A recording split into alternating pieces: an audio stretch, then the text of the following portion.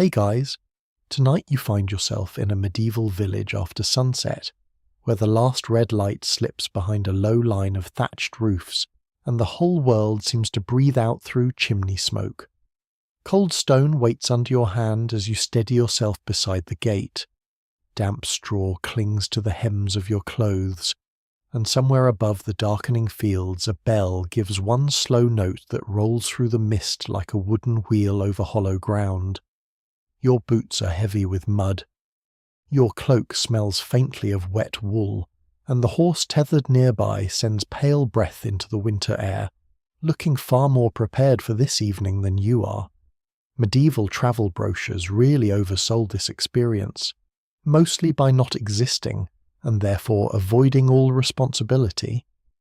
You probably would not last a week out here, not because you lack courage, but because courage does very little against damp socks, questionable ale, and a mattress filled with opinions. So, before you get comfortable, take a moment to like the video and subscribe, but only if you genuinely enjoy what I do here. And while the village settles around you, you can comment where you're listening from and what the local time is there. Now, dim the lights, maybe turn on a fan for that soft background hum, and let's ease into tonight's journey together. You stand just inside the village gate as the day thins into a blue-grey hush. The gate itself is not grand enough to impress a king, nor poor enough to be ignored by a tax collector, which is perhaps the most dangerous kind of gate. 2 oak leaves, iron-banded and dark with years of rain, lean inward from their hinges. Above them, a little platform of timber gives the watchman a place to stand, though at this hour he sits more than he watches. Wrapped in a patched cloak lined with rabbit fur and holding a lantern close to his knees. He glances at you as if you are another piece of evening weather, then nods once, deciding you are not interesting enough to arrest, bless, or overcharge. Behind you, the road fades into mist. Ahead, the village folds itself inward. The lane is narrow and churned by hooves, cartwheels, clogs, and the soft, persistent traffic of pigs who seem to believe the entire parish exists for their convenience. Water sits in the ruts, reflecting strips of torchlight and the last bruised colour of the sky. Each cottage crouches beneath a thick thatch roof, its walls made of timber, wattle, and daub, the pale clay patched and mended like old bread dough. Smoke leaks from roof holes and crooked chimneys, carrying the smell of peat, damp wood, onion skins, and something boiling long enough to have become both supper and architectural support. You take a slow step forward, and the mud accepts your boot with a low, private sound. It does not wish to give the boot back. The mud here has patience. It has seen generations come and go. It has swallowed dropped knives, lost coins, and at least one priest's dignity during Lent, though no one can quite agree whether that last part happened on market day or after too much small ale. A dog appears beside you. It is brown, narrow, and confident in the way only village dogs can be confident, as though it personally approved the construction of every house. It sniffs your boot, finds your character complicated but tolerable, and follows you down the lane. This will become a problem only if you are carrying food, which, in the medieval world, is almost always the beginning of a political relationship. The first cottage you pass has its door half open. Inside, firelight trembles over low rafters blackened by years of smoke. A woman stoops near the hearth, stirring a pot with a wooden paddle worn smooth by use. A child sits on a stool, picking rush stems from the floor and bundling them for tomorrow's sweeping. Fresh rushes are spread over the beaten earth inside, though fresh is a generous word. They smell of river banks and cold weather, and beneath them lies the memory of old rushes, old crumbs, old ash, and the long domestic history of people pretending the floor is cleaner than it is. A man comes in from the yard carrying a stack of split wood against his chest. His hands are red with cold. He ducks beneath the lintel without thinking, as everyone here has learned to do, because medieval doorways are built for humility if not comfort. He sets the wood down and crosses himself toward the corner shelf where a small carved saint watches over the room. The saint's face is chipped, and one painted eye has faded, giving him an expression of permanent suspicion. Some swear that such little household saints can turn their heads at night when danger approaches, though others say this is merely what happens when the candle gutters and everyone has eaten too much cabbage. You continue past. The village after sunset is not silent. It is quieter than day. Yes, but it murmurs with 100 small labours finishing themselves. A latch drops. A hen complains from a wicker coop. Somewhere a woman laughs once, softly, then hushes herself as though laughter after dark might draw attention from the hedges. A boy runs across the lane with a bundle of kindling and nearly loses one shoe to the mud. He does not stop. A good medieval child understands that shoes, like kings, are sometimes best negotiated with later. Above the cottages rises the little church, its stone tower square and patient, darker than the sky. The bell has rung for the evening prayer, and soon it will ring again to remind everyone that night belongs not to wandering feet, but to shuttered windows, banked fires, and souls tucked safely indoors. Time here is not measured by clocks in every room. It is poured over the village by bells matins deep in the dark, prime with morning, vespers at dusk, and curfew when fire must be covered and doors secured. The bell is less an instrument than a neighbour with authority. You see the churchyard wall as you pass the turning. Low stones, patched with moss, enclose tilting grave markers and winter weeds silvered by mist. The villagers do not hurry by, exactly, but they do not linger either. Even now, it is hard to tell whether they fear the dead, respect them, or simply dislike the chill that gathers near old stones. A sprig of rowan hangs above the small lich gate, tied there with faded thread. Someone has placed it for protection, because rowan is said to turn aside ill luck, wandering spirits, and certain kinds of envy. Whether it works is unknown, but in a place where roofs leak and fevers come without invitation, people are willing to give a red-berried twig a fair chance. The dog presses against your leg, then trots ahead as if leading you somewhere. You follow because the lane bends naturally and because, in villages like this, dogs often know more about evening arrangements than strangers do. Near the centre of the settlement, several lanes meet in a muddy widening that serves as market square, meeting place, gossip exchange, and occasional court of justice when the manor steward arrives with parchment, ink, and the expression of a man who enjoys fines. A wooden cross stands there, weather-softened and leaning slightly, its base crowded with old candle wax.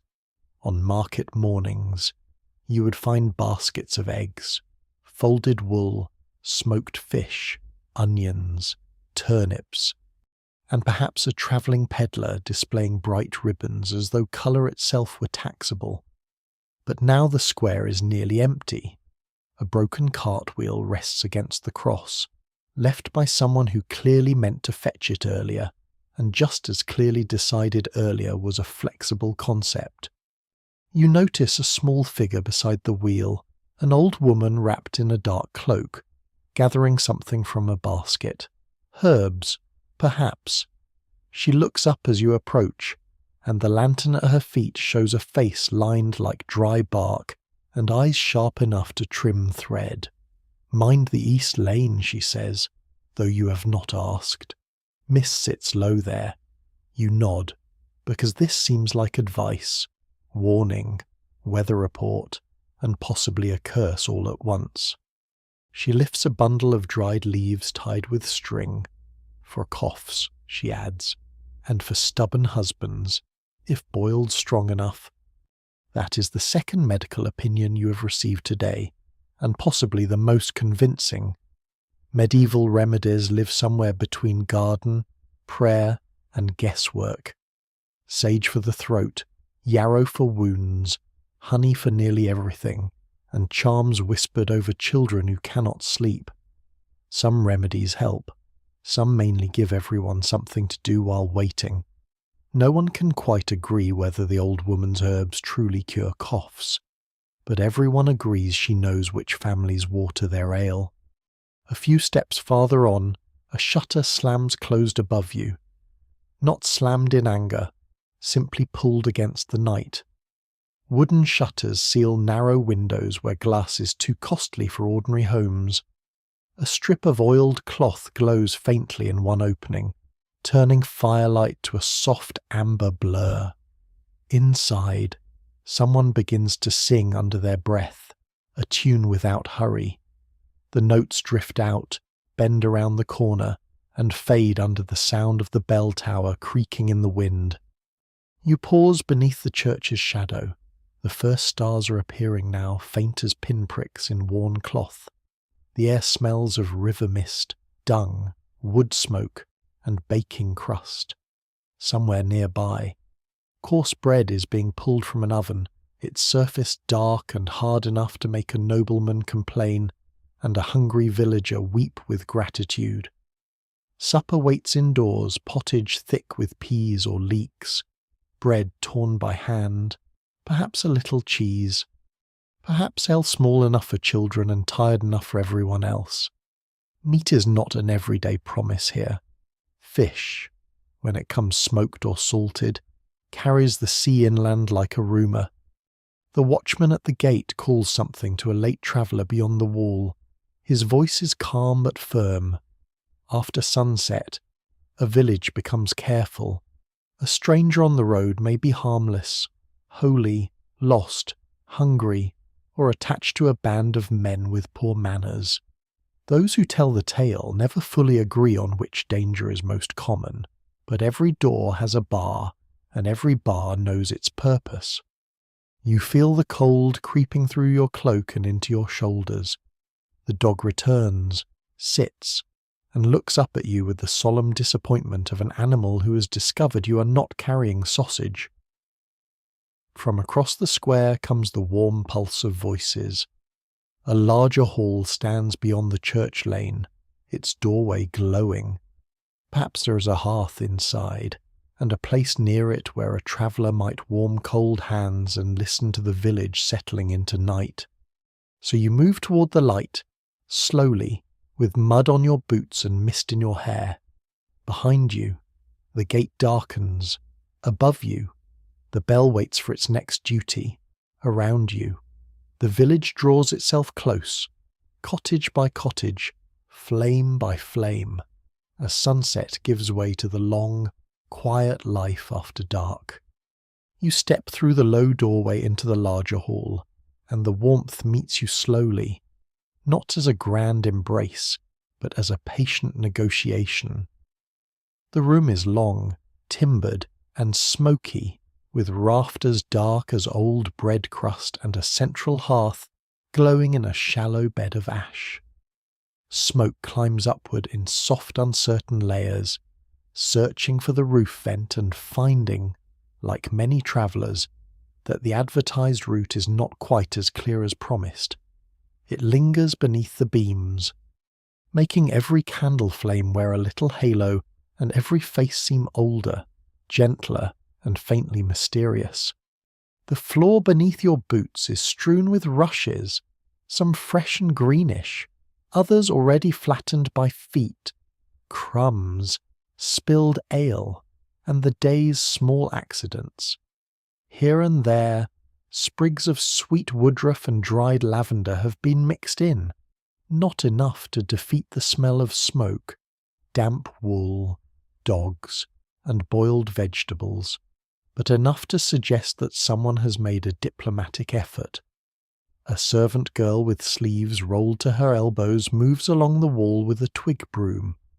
Pushing the worst of the old rushes into a tired heap, she works around sleeping dogs, wooden stools, and the feet of men who do not move unless absolutely required by law, hunger, or fire. You find a place near the hearth where the heat reaches your knees. Your cloak begins to steam faintly. This is not elegant, but it is honest. A drop of water slides from the hem and falls into the ashes with a tiny hiss, as though the fire has taken personal offence. Around you, supper is ending in slow fragments. Wooden bowls hold the last of the pottage, thick with peas, onions, and barley. The sort of meal that seems less cooked than persuaded into softness over many hours.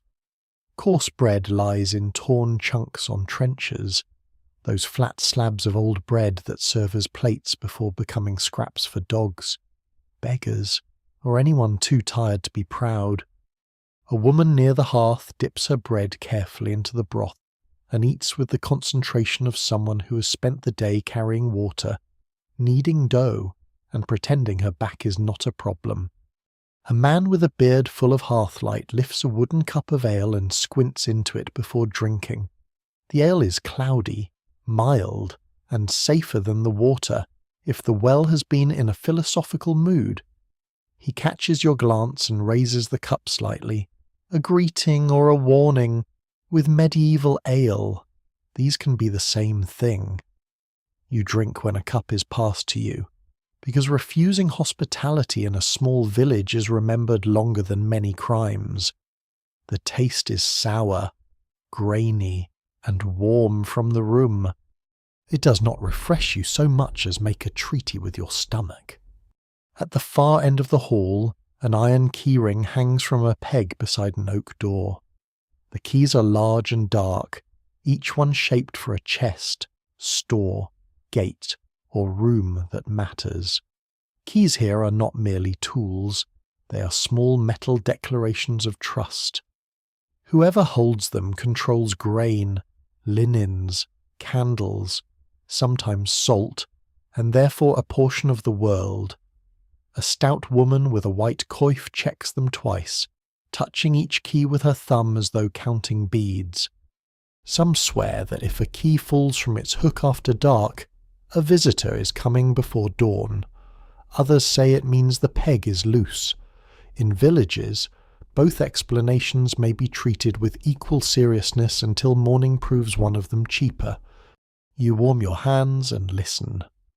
The hall speaks in low voices the scrape of wooden spoons, the sigh of benches, the soft snoring of a mastiff sprawled dangerously close to the fire.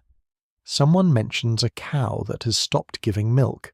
Someone else advises rubbing the animal's horns with warm ale and saying a prayer to St. Brigid, though no one can quite agree whether the prayer matters more than the ale.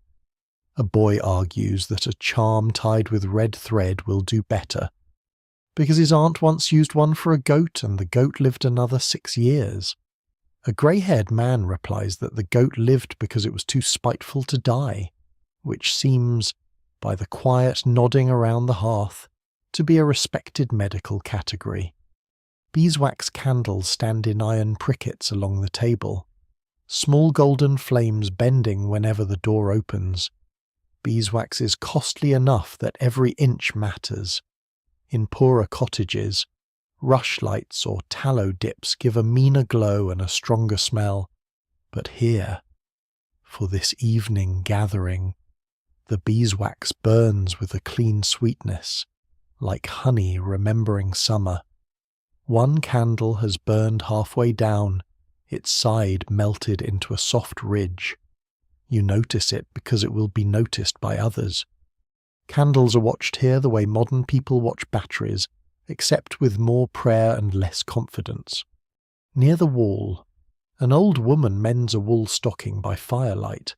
Her fingers move steadily, though her eyes narrow at each stitch. Beside her, a little girl turns a spindle, drawing wool into thread with careful seriousness. The spindle drops, twists, rises, drops again. This is the quiet machinery of the village after sunset, not gears and bells, but hands repeating what hands have done for centuries, mending, spinning, scraping bowls, banking embers, counting loaves, checking latches. Night is not the end of labour. It is labour made smaller, closer, and more softly lit. A servant sets another log on the fire. Sparks rise like brief insects. The dog who followed you from the gate slips under the bench and places his head on your boot with the confidence of a creature who has secured both warmth and social advancement. You do not move. In a world this cold, being chosen by a dog is almost a blanket. You glance toward the rafters where strips of herbs hang drying rosemary, rue, sage, and perhaps a little mugwort. Mugwort is said by some to keep away bad dreams if tucked under a pillow, though others warn it may invite dreams too vivid to enjoy.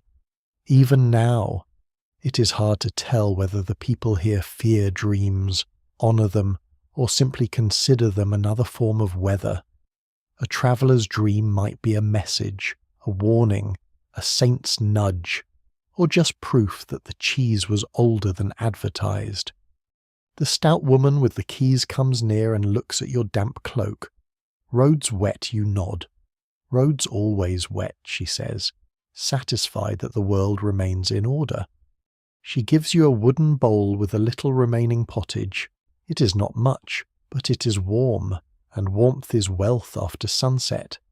You hold it close and eat slowly. The barley is soft, the onion sweet, the peas thick enough to cling to the spoon. There may be a bit of smoked fish somewhere in it, or perhaps only the memory of fish carried through the pot by rumour. You do not ask. Asking too much about supper is how travellers lose welcome and discover exactly how cold the barn is. As the room settles, the talk thins. One by one, people finish their cups and pull their cloaks tighter. A young man bars the outer door with a heavy wooden beam, lifting it into brackets worn smooth by use. The sound is deep and final. Outside, the lane still exists. The square still lies muddy beneath the dark. The churchyard stones still lean in their moss. But inside the hall, the world becomes fire, rushes, wool, breath, and shadow. The bell in the tower gives a slow note, then another. Conversation stops. Not sharply, but as if every voice has been covered with a blanket. The sound moves through the walls, through the beams, through your bowl, through the dog's sleeping ears. It marks the hour when the village remembers itself, prayers murmured, shutters checked, embers covered, souls commended to the keeping of saints who, one hopes, are awake and attentive. You lower your spoon. The half-burned candle trembles. The woman with the keys crosses herself. Somewhere outside, a latch knocks in the wind, and as the bell continues its measured calling, you feel the hall grow quieter around you, drawing you toward the next deep layer of night. The bell keeps speaking over the village, each note spaced far enough apart that you can hear the silence gather between them. It is not a hurried sound. Nothing here hurries after dark unless it is a mouse, a rumour, or someone late with a borrowed cart.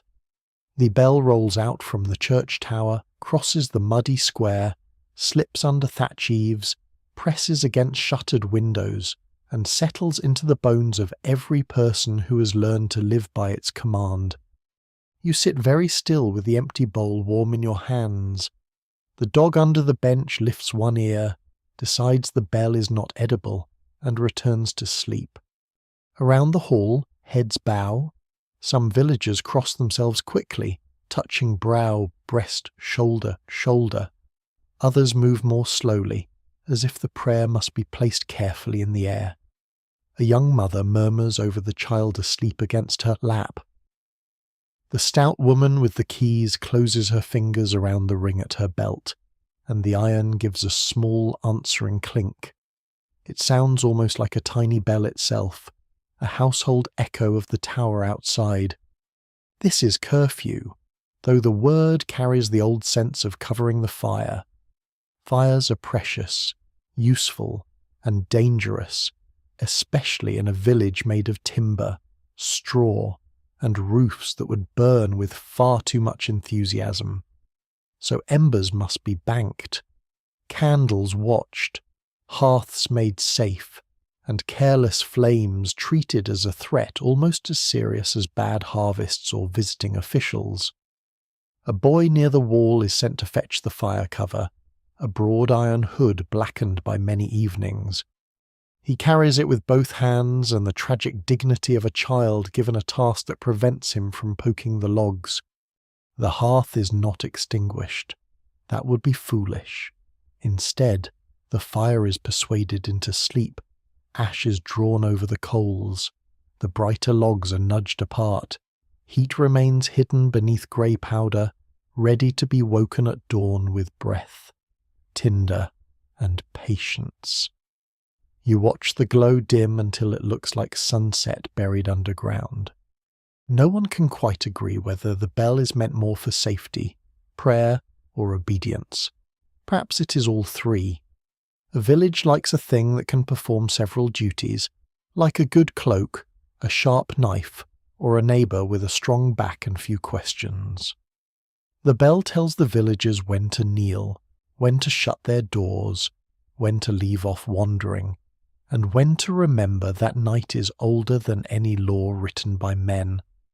The church tower stands beyond the hall, square-shouldered against the dark. You imagine the bell rope swaying in the cold tower space, thick with hand grease and years of use.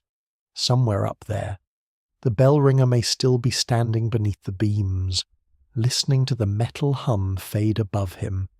His palms are probably rough, his shoulders accustomed to the pull, his ears long ago trained to accept thunder as employment. Some swear that a bell rung with proper devotion can drive away storms, witches, and fever. Others say it mostly wakes babies and annoys owls. Both views have supporters. When the last note fades, the hall does not immediately speak again. The silence feels official. Then, softly, life resumes. A woman gathers wooden spoons. A man coughs into his sleeve and mutters that the east wind has teeth tonight. Someone answers that the east wind always has teeth, and borrows them from wolves. A small laugh travels around the benches, low enough not to disturb the hour. The half-burned beeswax candle near you gutters once, flares and steadies. Its sweet smell mingles with smoke and damp wool. The stout woman with the keys begins her round of the room. She checks the outer bar, then the side door, then a little chest beneath the wall shelf. She does not open the chest. She only tests the lock with 2 fingers. This is the nightly ritual of anyone responsible for bread, cloth, salt, or dignity. In a world where a single sack of grain may decide how thin February feels, a lock is less about suspicion than survival. You rise when she gestures toward the door, not the outer door, now barred against the dark, but a smaller passage that leads toward the church lane. The hall has given you warmth and pottage, but the bell has pulled your attention elsewhere. You want to see the tower that orders the night. The dog wakes at once, because dogs understand departures before people admit them. He stretches, shakes himself, and follows. The side passage smells of cold stone and old rushes. A draught slides along the floor and curls around your ankles. You duck beneath a beam, pass a hanging cloak stiff with dried mud, and step out beneath a lean-to roof at the back of the hall. The night touches your face with damp fingers. The village has changed. Only a few lights remain. Narrow seams of amber glow between shutters. One lantern moves slowly near a byre where a man checks his cow, murmuring to her as though she's a difficult aunt. Smoke no longer rises boldly but seeps in thinner threads, pressed low by mist. Above it all, the church tower waits, and the bell inside it is quiet now, though you can almost feel the memory of its ringing in the air. You cross the lane carefully. The mud has grown slicker in the dark, or perhaps your boots have simply lost confidence. Near the churchyard wall, the rowan sprig at the lich gate stirs in the wind. It looks frail, but someone trusted it enough to tie it there. A few candle stubs glimmer near the wooden cross by the square, protected by little clay cups. They are prayers left burning low for sick children, absent sons, stubborn fields, and souls whose names are still spoken at supper. A black shape drops from the church roof and glides over the graves. An owl. The dog freezes. You freeze as well. Not from fear exactly, but because the medieval night encourages stillness. The owl vanishes beyond the yews, silent as a thought one does not confess. Some villagers believe owls carry warnings. Some say they are souls in borrowed feathers. Some say they are merely excellent mousers and should be left alone to perform their office. Even now, it is hard to tell which belief comforts people most. You pass through the lich gate and into the churchyard. The stones lean at odd angles, their carved names softened by rain. Frost has begun to gather along the grass, silvering each blade. The church door is closed, its oak planks studded with iron. Beside it hangs a small niche with a worn image of Saint Martin, his cloak divided for the beggar. Someone has placed a pebble there, perhaps as thanks, perhaps as a request. Perhaps because humans have always liked leaving small things in holy places and hoping heaven understands the message. From inside the tower comes a faint sound, rope fibres creaking, then footsteps on wood. The bell ringer appears through a narrow side door, stooping beneath the arch. He's a lean man in a wool cap, with a face reddened by cold and smoke. A lantern hangs from his hand. He looks at you, then at the dog, and seems to decide the dog explains everything. Bell's done, he says. You nod. Till later, he adds, because in this village, even finished things are only resting. He pulls the tower door shut and fits an iron key into the lock. The key turns with a heavy scrape. He touches the door afterward. Not quite a blessing, not quite a habit. Those who tell the tale never fully agree whether bell ringers are holy men, village servants, weather watchers, or simply people willing to climb ladders in the dark. Perhaps they are all of these. Perhaps anyone who wakes the night with bronze must belong a little to both earth and sky. The bell ringer walks with you along the church wall. His lantern casts wavering gold across the stones. He tells you, in a voice low enough for the sleeping dead, that the bell cracked once in his grandfather's time. Not fully, just enough to give it a strange second tone. For 3 weeks, the village said every ringing sounded like 2 bells answering each other. Some thought it a blessing, some thought it an omen. The priest said it was expensive, a very medieval conclusion. Really, mystery is welcome until it requires repairs. At the edge of the churchyard you pause. The village lies folded around you, shutters closed, roofs dark, smoke thinning into the mist. The bell has done its work. It has drawn lines no eye can see inside and outside, safe and unsafe, waking and sleeping, the living and the remembered. Yet not everyone sleeps. You notice a lantern bobbing along the muddy lane beyond the square. One light, then another. Someone still moves through the village, careful and slow, with a staff tapping softly against stone. The bell ringer sees it too. Watchman, he murmurs. making sure folk remember what the bell already told them. The dog steps forward, interested again. Your hands are cold, but the night has opened before you, quiet and silvered, full of small guarded lights. So you draw your cloak close and follow the lanterns toward the lane, where curfew has settled, but the village still breathes beneath it. You follow the lanterns along the muddy lane, leaving the churchyard wall behind you and stepping back into the narrow veins of the village. The bell's last note has faded, yet it seems to cling to the thatch, to the frozen ruts, to the wooden shutters pulled tight against the dark. Ahead, the watchman's light swings from side to side, slow and yellow, making the puddles shine like little broken mirrors.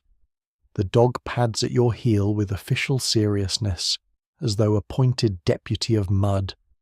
The lane bends between cottages whose walls lean slightly over the path.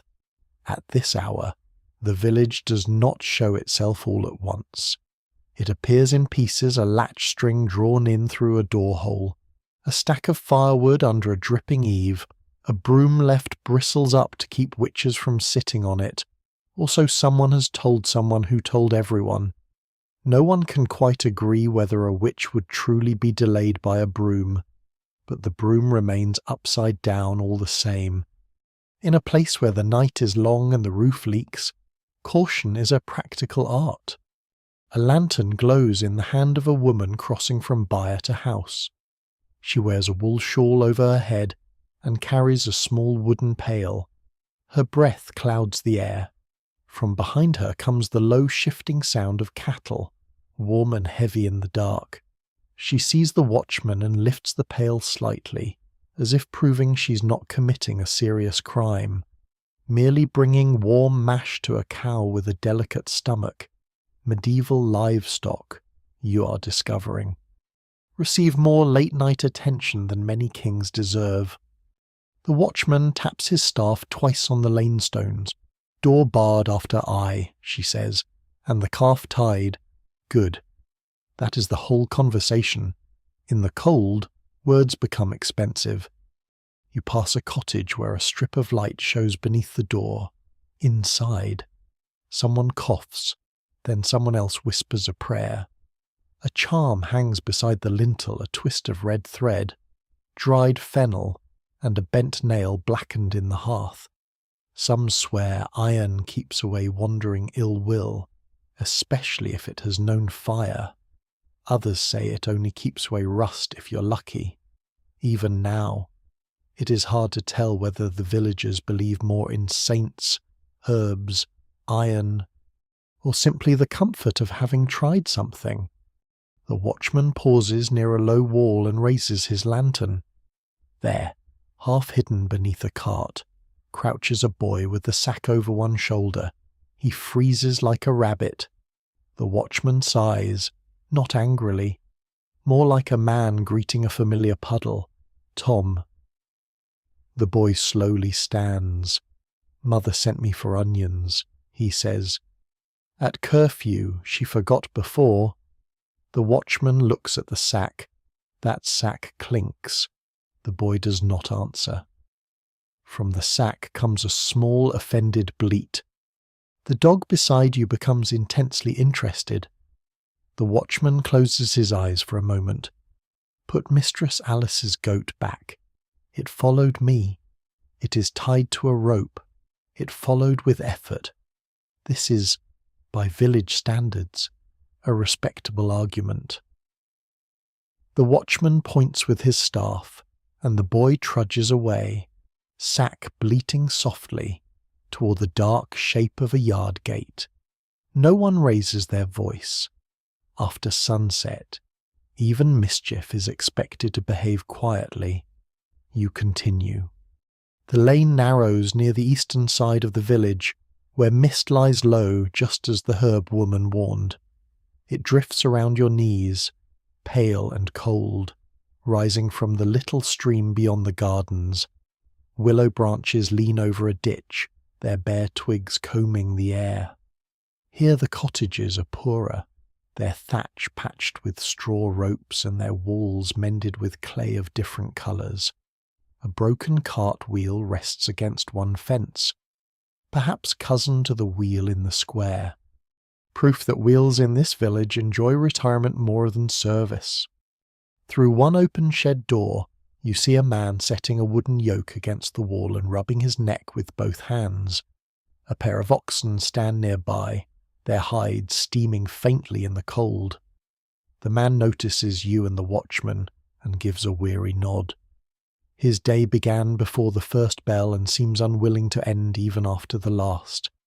Beside him, his wife scatters a handful of dried leaves on the threshold. For the night air, the watchman says, not quite asking. She nods, and for the child's chest, night air is treated here with suspicion.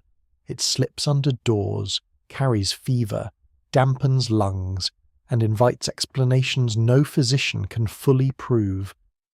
A posy of rosemary or southernwood near a bed may sweeten the air, or may simply sweeten worry. Either way, the child inside coughs less when the mother believes it helps, and belief has its own warmth. You move on, slowly, listening to the small sounds that remain after curfew. A spindle whirs behind a shutter, a baby whimpers, is hushed, then quiets. Somewhere a man snores with the confidence of a collapsing barn. A pig roots in straw. The wind presses along the lane and finds every gap in your cloak with scholarly precision. At a corner shrine set into a cottage wall, the watchman lowers his lantern. The shrine holds a tiny painted figure of the Virgin, blue cloak faded almost grey, face softened by years of candle smoke. A beeswax stub burns below her, shielded by a chipped cup. Beside it lies a pilgrim badge shaped like a scallop shell, bent at one edge. Perhaps someone brought it from a holy road far away. Perhaps someone bought it second-hand from a man with persuasive eyebrows. Those who tell the tale never fully agree, but the badge shines faintly as if it has travelled somewhere, even if only through many hands. You touch your cold fingers together inside your sleeves. The watchman murmurs something under his breath. It might be a prayer, or a count of houses, or a complaint about his knees. With watchman, these categories overlap. Further along, a shutter opens suddenly above you. A woman's face appears in the darkness, framed by a linen cap. Did you see a goat? The watchman does not look up. No. The dog gives a soft bark. The watchman looks down at him. Traitor. The shutter closes. The lane becomes quiet again. You're beginning to understand the village after sunset. It is not asleep, not truly. It is folded inward, each household keeping its own small island of warmth, while the watchman moves between them like a slow boat carrying fire. His lantern does more than show the path. It reminds people that someone is still awake, that the night has not been handed entirely to foxes, owls, and stories told too close to the hearth. At the end of the lane, where the house is thin and the fields begin, the mud gives way to frost-stiff grass. The village boundary is marked by a low cross and a hedge, black against the mist. Beyond it, the land opens in strips winter fields, bare orchards, a distant line of trees, and somewhere past them the faint shape of the monastery roof. You cannot see the abbey clearly, but you hear it. A bell answers the village bell from far off, softer, deeper, almost swallowed by the mist. The watchman stops. So do you. Even the dog seems to listen. That'll be the brothers, he says, still awake for God or for ink or because monks have never learned proper sleeping habits. The distant bell fades. The night widens around it. The lane behind you glows here and there with shutter cracks and dying candles. But ahead the fields are open, silvered, waiting. You draw your cloak close, feeling the damp wool at your shoulders, the mud drying on your boots, the memory of hearth smoke still in your hair. The watchman turns back toward the sleeping houses, but your gaze stays on the faint monastery light beyond the fields, where another rhythm keeps time after sunset. The dog looks from the watchman to you, then chooses you, which is flattering and inconvenient in equal measure. So you leave the last cottage behind and step toward the open dark, following the far bell through river mist and winter grass. You do not go far into the fields before the cold convinces you that curiosity is a fine thing, but warmth is older and wiser. The monastery bell fades into the mist, low and patient, while the village behind you keeps its scattered points of light. The watchman's lantern has already turned back among the cottages, and the dog at your side sniffs the frosted grass with the focus of a scholar examining a difficult manuscript, though probably with fewer ink stains and more interest in rabbit tracks. A gust slides over the open ground. It smells of wet earth, bare hedges, and the thin stream beyond the gardens. You draw your cloak tighter and decide, with the quiet wisdom of a traveller who enjoys having fingers, that the far-off brothers can keep their holy schedule without your immediate supervision, so you turn back. The village receives you again through its narrow lane, dim and muddy, with the dog trotting ahead as if he planned this all along. Near the square, you hear voices, not loud, not rowdy, just the softened murmur of people who have finished the day's work but not yet ready to surrender entirely to sleep. A low building leans near the market cross, its signboard hanging from a bracket, a painted jug, chipped by weather, swinging gently in the wind. This is the alehouse, or at least the room everyone agrees is serving ale tonight. In small villages, business arrangements can be as flexible as thatch after rain. You duck inside. The alehouse is smaller than the hall and smokier, which hardly seems possible, yet medieval interiors are ambitious in this regard. A fire burns low at one end, mostly embers now, red and sleepy beneath a blackened pot. Benches crowd the walls. A few villagers sit hunched over cups. Their faces turn toward the glow. The air is thick with malt, smoke, damp wool, onion breath, and the sour comfort of spilled ale soaked into old boards. If hospitality had a smell, it might be this. Though perhaps after apologizing first. A woman behind a rough plank table looks you over. Her sleeves are rolled, her hair tucked beneath a linen coif, and her expression says she has measured every soul in the village by how they behave after their second cup. She gives you a wooden bowl of ale without asking much, because strangers near curfew are either thirsty, lost, or trouble, and ale is a useful test for all three. You sit near the fire. The dog slides beneath the bench, having somehow become your shadow, your witness, and possibly your creditor. The ale is warmer than before, darker too, with a faint taste of smoke and grain. It settles in you slowly. Around the room, talk drifts like the smoke above the rafters. A Reeves cousin complains that the miller's measure has grown generous only toward the miller.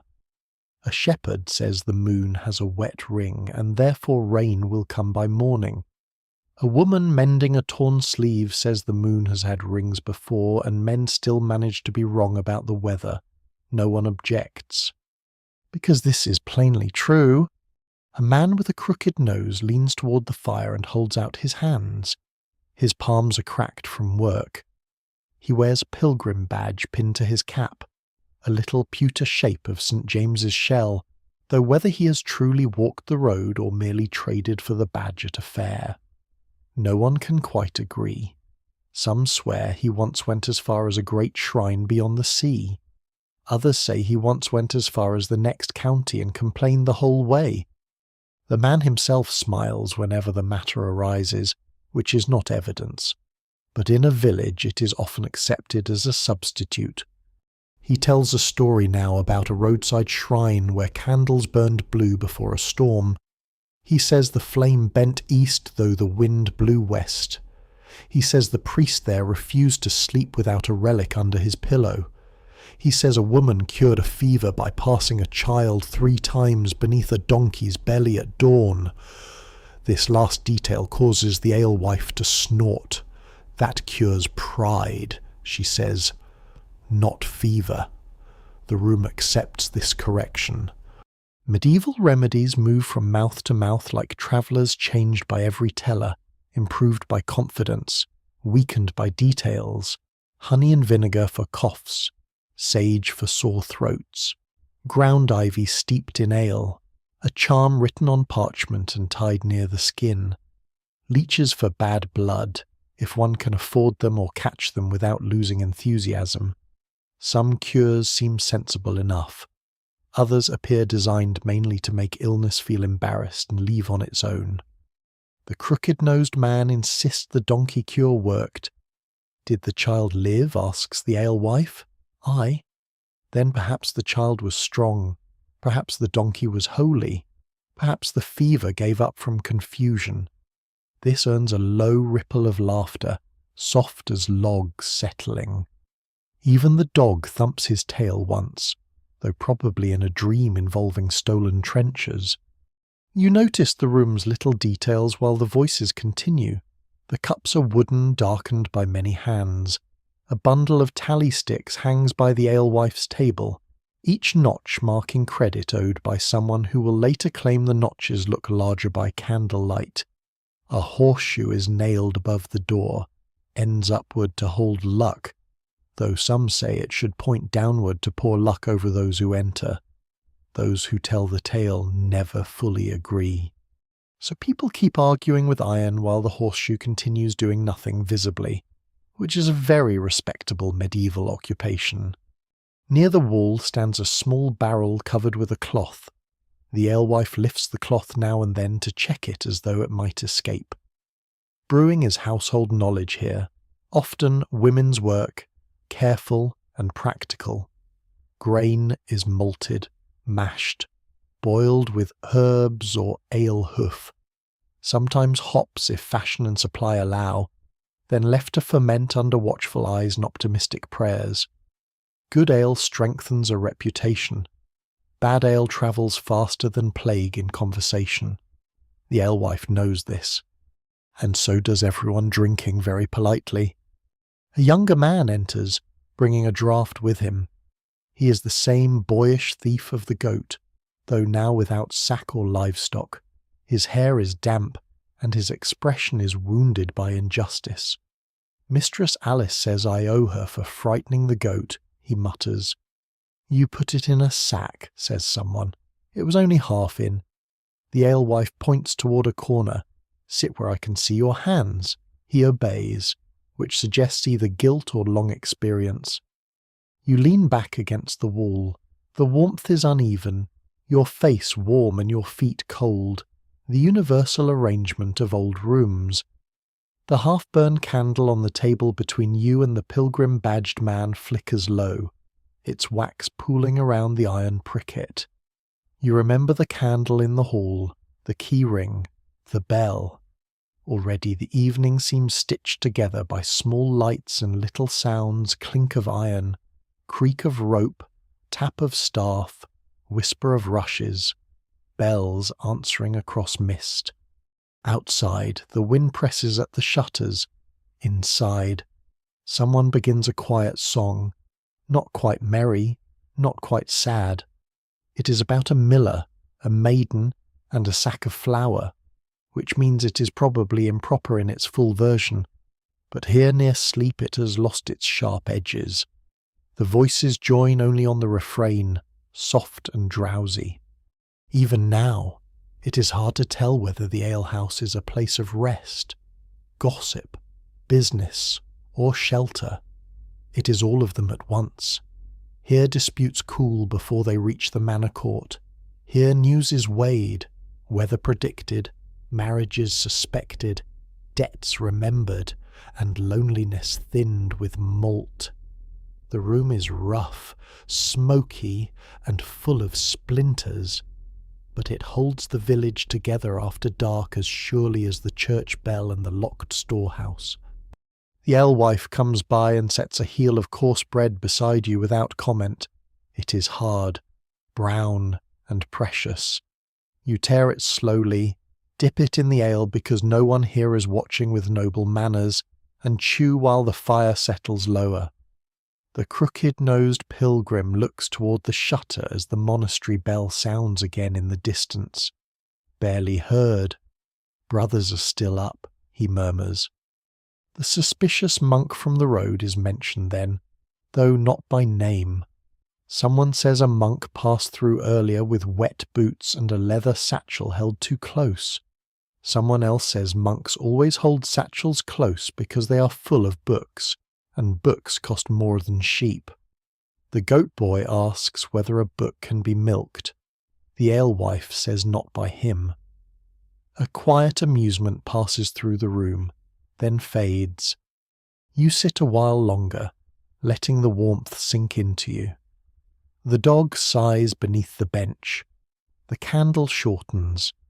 The alehouse voices soften into murmurs, then into pauses. Beyond the shutters lie the muddy lane, the church tower, the watchman, the misty fields, and somewhere beyond them the monastery with its wakeful bells and ink-dark windows.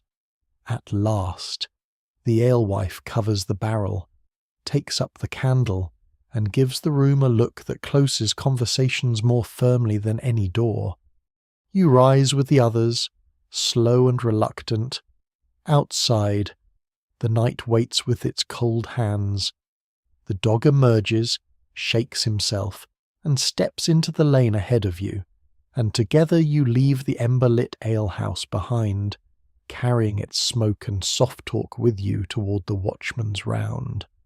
You step out from the alehouse into the lane, and the cold closes around you with the soft determination of a tax collector. Behind you, the door shuts on the last ember glow, the last mutter of alehouse talk, and the last chance of keeping your feet properly warm. Ahead, the watchman's lantern moves again near the market cross, bobbing through the mist as steadily as a tired star.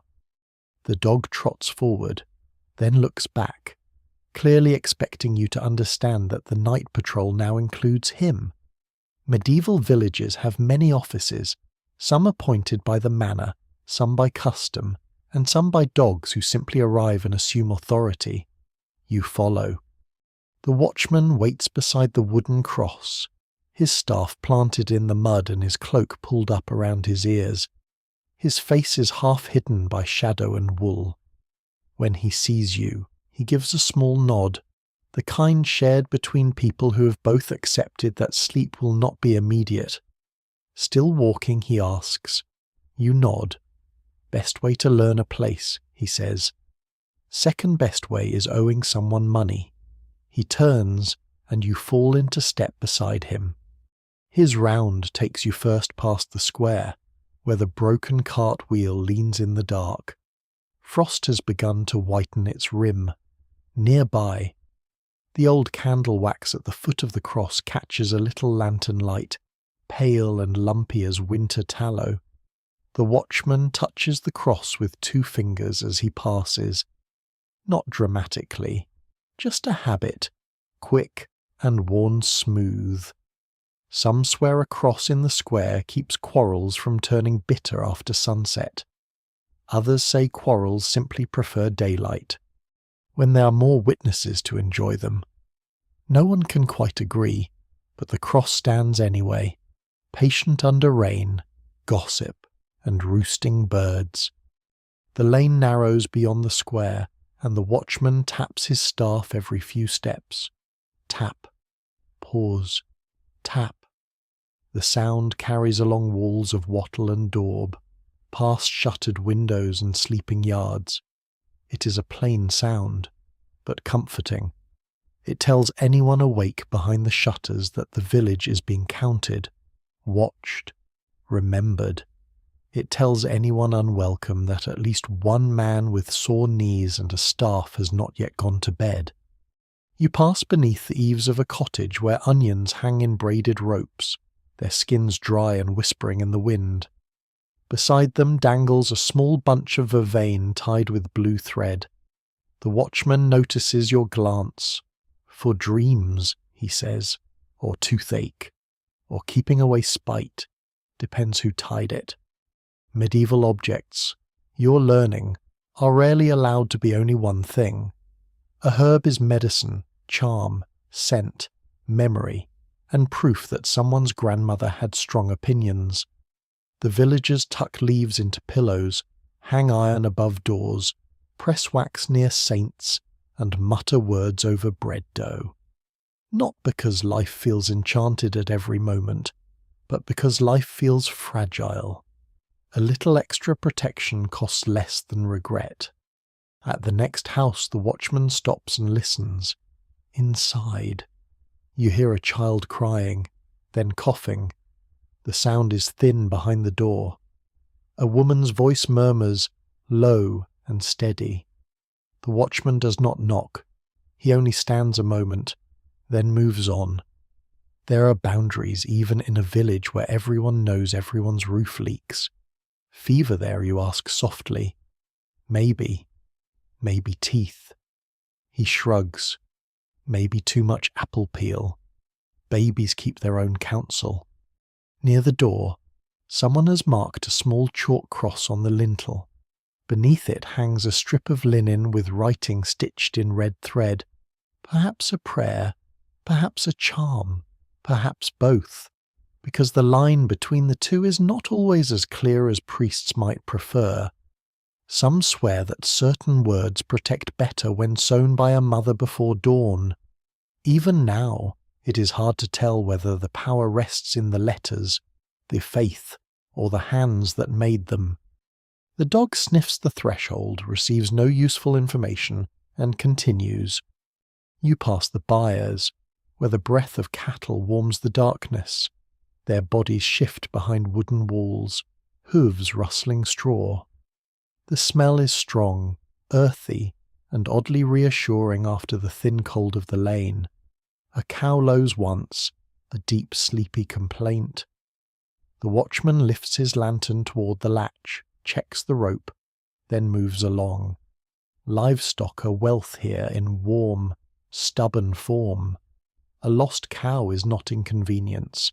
It is winter made sharper, children made hungrier, rents made harder, and neighbours made suddenly very interested in hoofprints. Past the byres, the lane turns toward the edge of the village. Here the houses stand farther apart, and little kitchen gardens lie under frost cabbages hunched low, leeks stiff as green spears, bean poles bare and rattling. A scarecrow watches from one patch, wearing an old hood and a face made of two dark knots in the wood. In the lantern light, it looks almost attentive. The watchman glances at it. That one frightened Father Anselm last Martinmas, the priest. He blessed it afterward, so now it is either holy or very confused. You smile into your cloak. The dog gives the scarecrow a wide path which suggests wisdom. Beyond the gardens, the roadside shrine stands where the lane becomes a track. It is a simple thing, a wooden post with a little roof, sheltering a painted panel of St. Christopher carrying the Christ child through water. The colours are faded, but the saint's feet are still enormous, planted in blue waves that look more like folded cloth than river. Travellers touch the post when they pass, asking safe roads, fair weather, honest bridges, and, if possible, fewer fleas. At the base of the shrine there are candle ends, a cracked bead, a twist of straw, and one small iron buckle. Offerings left by people who had little, and gave less than little, yet meant it. The watchman raises his lantern. The flame shines over the saint's worn face. "Road's been quiet," he says. "Too quiet, some say." Some swear that when the road goes quiet for many nights, something is moving elsewhere: soldiers, sickness, wolves, taxmen, or weather. Those who tell the tale never fully agree which is worst. Wolves take sheep, sickness takes breath, soldiers take chickens, taxmen take everything and leave paperwork. The track beyond the shrine lies pale under frost. It leads toward the fields, the stream crossing, the distant monastery, and eventually roads wider than this village can imagine. Tonight, though, the world feels no larger than the lantern's circle. The watchman turns back. On the return path you pass the rear of the manor barns. The buildings loom dark and broad, made of heavy timber and locked with iron. Grain is stored there, measured, owed, guarded. The watchman checks the great door by pressing his shoulder gently against it. It does not move. He checks the smaller latch too. His carefulness is not suspicion of one person, but knowledge of all hunger. Winter teaches even honest hands to notice weak locks. A faint scratching comes from inside the barn. The dog freezes. The watchman lifts the lantern. Again scratch, rustle, pause. Mice, he says. The dog looks personally insulted. Or rats, he adds. The dog appears promoted. But nothing else happens, and the round continues. Night in a village is full of almost events: a noise in straw, a flicker near a wall, a whisper behind a shutter, a shape that becomes a bucket when the lantern moves closer. Fear here does not leap. It seeps. It enters slowly through cracks, and habit is how people keep it out. Back near the churchyard, the rowan sprig stirs above the lich gate. Frost has brightened the grass around the graves. The watchman pauses again, not from fear, but respect. His lantern light brushes the stones and the church door where the bell ringer locked the tower. From within the dark wood, there is no sound now. The bell rests overhead, waiting for the hour when monks, roosters, and sleepless villagers begin arguing with dawn. The dog sits beside you. For once, he is still. You feel the village around you as a living thing: hearths banked under ash, babies turning in wool blankets, old people breathing near embers, cattle shifting in straw, keys hanging on pegs, bread cooling under cloth, charms swaying above doors, and the watchman walking his thin ring of light around it all. At last, he leads you back toward the square. The alehouse is dark, the hall is shuttered. Only one candle burns in an upper room near the manor lane, small and wavering. Perhaps someone is ill. Perhaps someone is counting accounts. Perhaps someone has simply remembered, too late, that tomorrow's bread must be started. In this village, sleep is desired, but duty has a habit of sitting on the blanket. The monastery bell sounds again, far beyond the fields. The watchman looks toward it. Brothers won't let the night forget them. Its note travels through mist and over frost, deeper than the village bell, slower, calling to another world of stone corridors, ink, prayer, and candlelit pages. You stand with the watchman a moment longer. Then he turns toward the cottages, continuing his round, while you find your gaze drawn once more beyond the last hedge, toward the faint light where monks keep watch in their own way. The dog rises, ready, so you leave the lantern circle behind and follow the far bell toward the fields, carrying with you the tap of the watchman's staff, the smell of cattle straw, and the quiet knowledge that the village sleeps because someone walks. You leave the last warm breath of the village behind and step onto the field path, where frost has stiffened the grass and every footfall sounds softer than it should. The watchman's staff fades behind you, tap by tap, until it becomes only a memory among the shuttered cottages. Ahead. The monastery bell has gone quiet again, but its silence points the way as surely as a lantern. The dog trots beside you, nose low, tail level, entirely untroubled by questions of theology. The path runs between winter fields, long strips of earth lying dark under a thin white crust. In daylight, these would show the patient marks of plough and hoof, the careful divisions of common land, the labour of families who know exactly which furrows are theirs and which belong to a neighbour with sharp eyes. Now the fields are silvered and still. The hedges on either side knit themselves into black shapes, thorn, hazel, and elder tangled together. Some swear elder trees dislike being cut without permission, and that a person should ask the spirit within before taking a branch. No one can quite agree what happens if one forgets, but everyone agrees it is easier to ask than to risk a week of bad luck and judgmental chickens. You pass a low stile and climb awkwardly over it, because medieval stiles are built less for elegance than for reminding travellers they have knees. The dog slips under the rail without effort, then looks back with the smugness of a creature designed closer to the ground. Beyond the fields, a narrow stream winds through the dark. Mist rises from it in pale ribbons. You cross by a little wooden footbridge glazed with frost, placing each boot carefully on the planks. Water whispers below, black and quick between stones. On the far bank stands a willow with strips of cloth tied to its branches, faded by weather. They are tokens left by villagers seeking cures for aching joints, weak eyes, fevers, love sickness, and other troubles that cling to the body like burrs. Some say the illness passes into the cloth as it rots away. Others say the willow merely collects laundry from the desperate. Even now, it is hard to tell whether mockery or belief keep such customs alive. Perhaps both sit together under the same tree. The monastery appears gradually, not as a castle might, with threat and height, but as a cluster of dark roofs and pale stone walls gathered around a tower.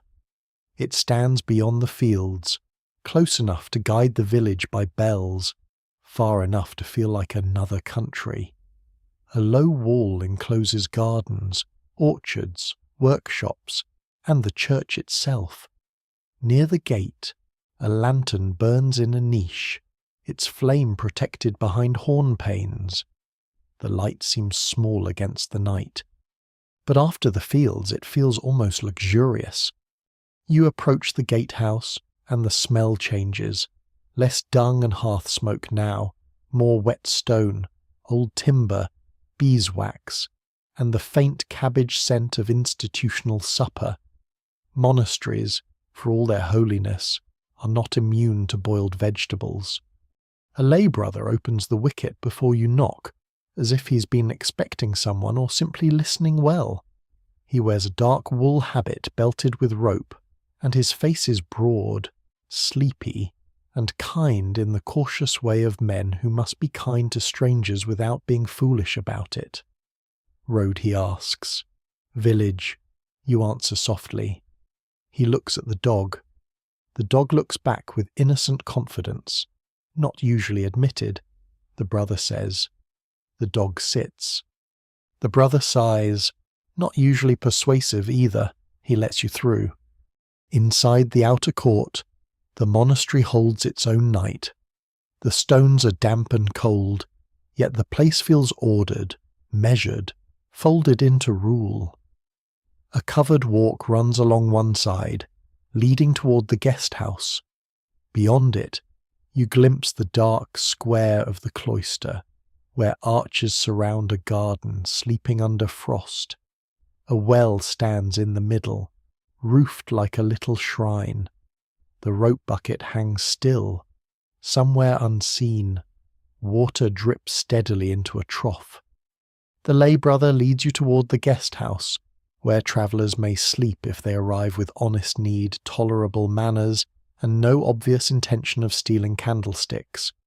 Hospitality is a holy duty, though, Like most holy duties, it comes with practical limits. Pilgrims, merchants, messengers, poor wanderers, and the occasional person who looks as if rain has personally defeated them may be given bread, ale, a bench, and perhaps a wool blanket that remembers every previous guest. You enter a low room lit by 2 beeswax candles and a small hearth. The rushes here are cleaner than those in the village hall, though this may be because monks sweep with guilt.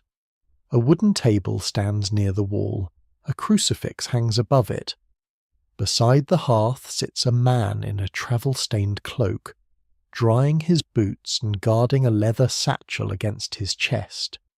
The suspicious monk from the village road, perhaps. He glances at you, then away too quickly. His satchel remains hugged close, as if it contains relics, accounts, forbidden cheese, or all 3. The lay brother gives you a cup of thin ale and a piece of coarse bread. The bread is dark, dense, and slightly sour, but after the cold fields it tastes like a kindness shaped by human hands. The dog receives nothing officially, then receives a crust unofficially when the lay brother believes no saint is watching too closely. From deeper inside the monastery comes the scratch of quills. The sound draws you toward a half-open door. Through it, you see the scriptorium, a long room where several monks sit at slanted desks beneath candles and horn-covered lamps. Their heads are bowed, their hands move slowly across parchment. Ink pots sit near their elbows, dark and dangerous. One monk pauses to sharpen a quill with a small knife, his fingers stained black at the tips. Another leans close to paint a red initial, careful as a man handling flame. Books are treasures here, built from animal skin, oak boards, thread, ink, time, and aching backs. A single volume may take months, even years. It may contain scripture, saints' lives, herb lore, accounts, or old histories copied from older histories copied from something no one has seen for centuries. Those who tell the tale never fully agree whether scribes preserve wisdom or simply make mistakes very beautifully. Perhaps both are true. A misplaced line, a sleepy abbreviation. A saint given the wrong feast day these things travel to, wearing authority like a borrowed cloak. A bell rings within the monastery, smaller than the tower bell, close and bright. At once, the room shifts. A monk covers his ink. Another blows gently on wet lettering. Benches scrape. The brothers rise for the next office, because monastic time does not wander. It marches softly from prayer to work to prayer to rest to prayer again, dividing the night into holy pieces. You feel your own tiredness beside their discipline and decide that sainthood must require either deep devotion or an unusual resistance to sleep.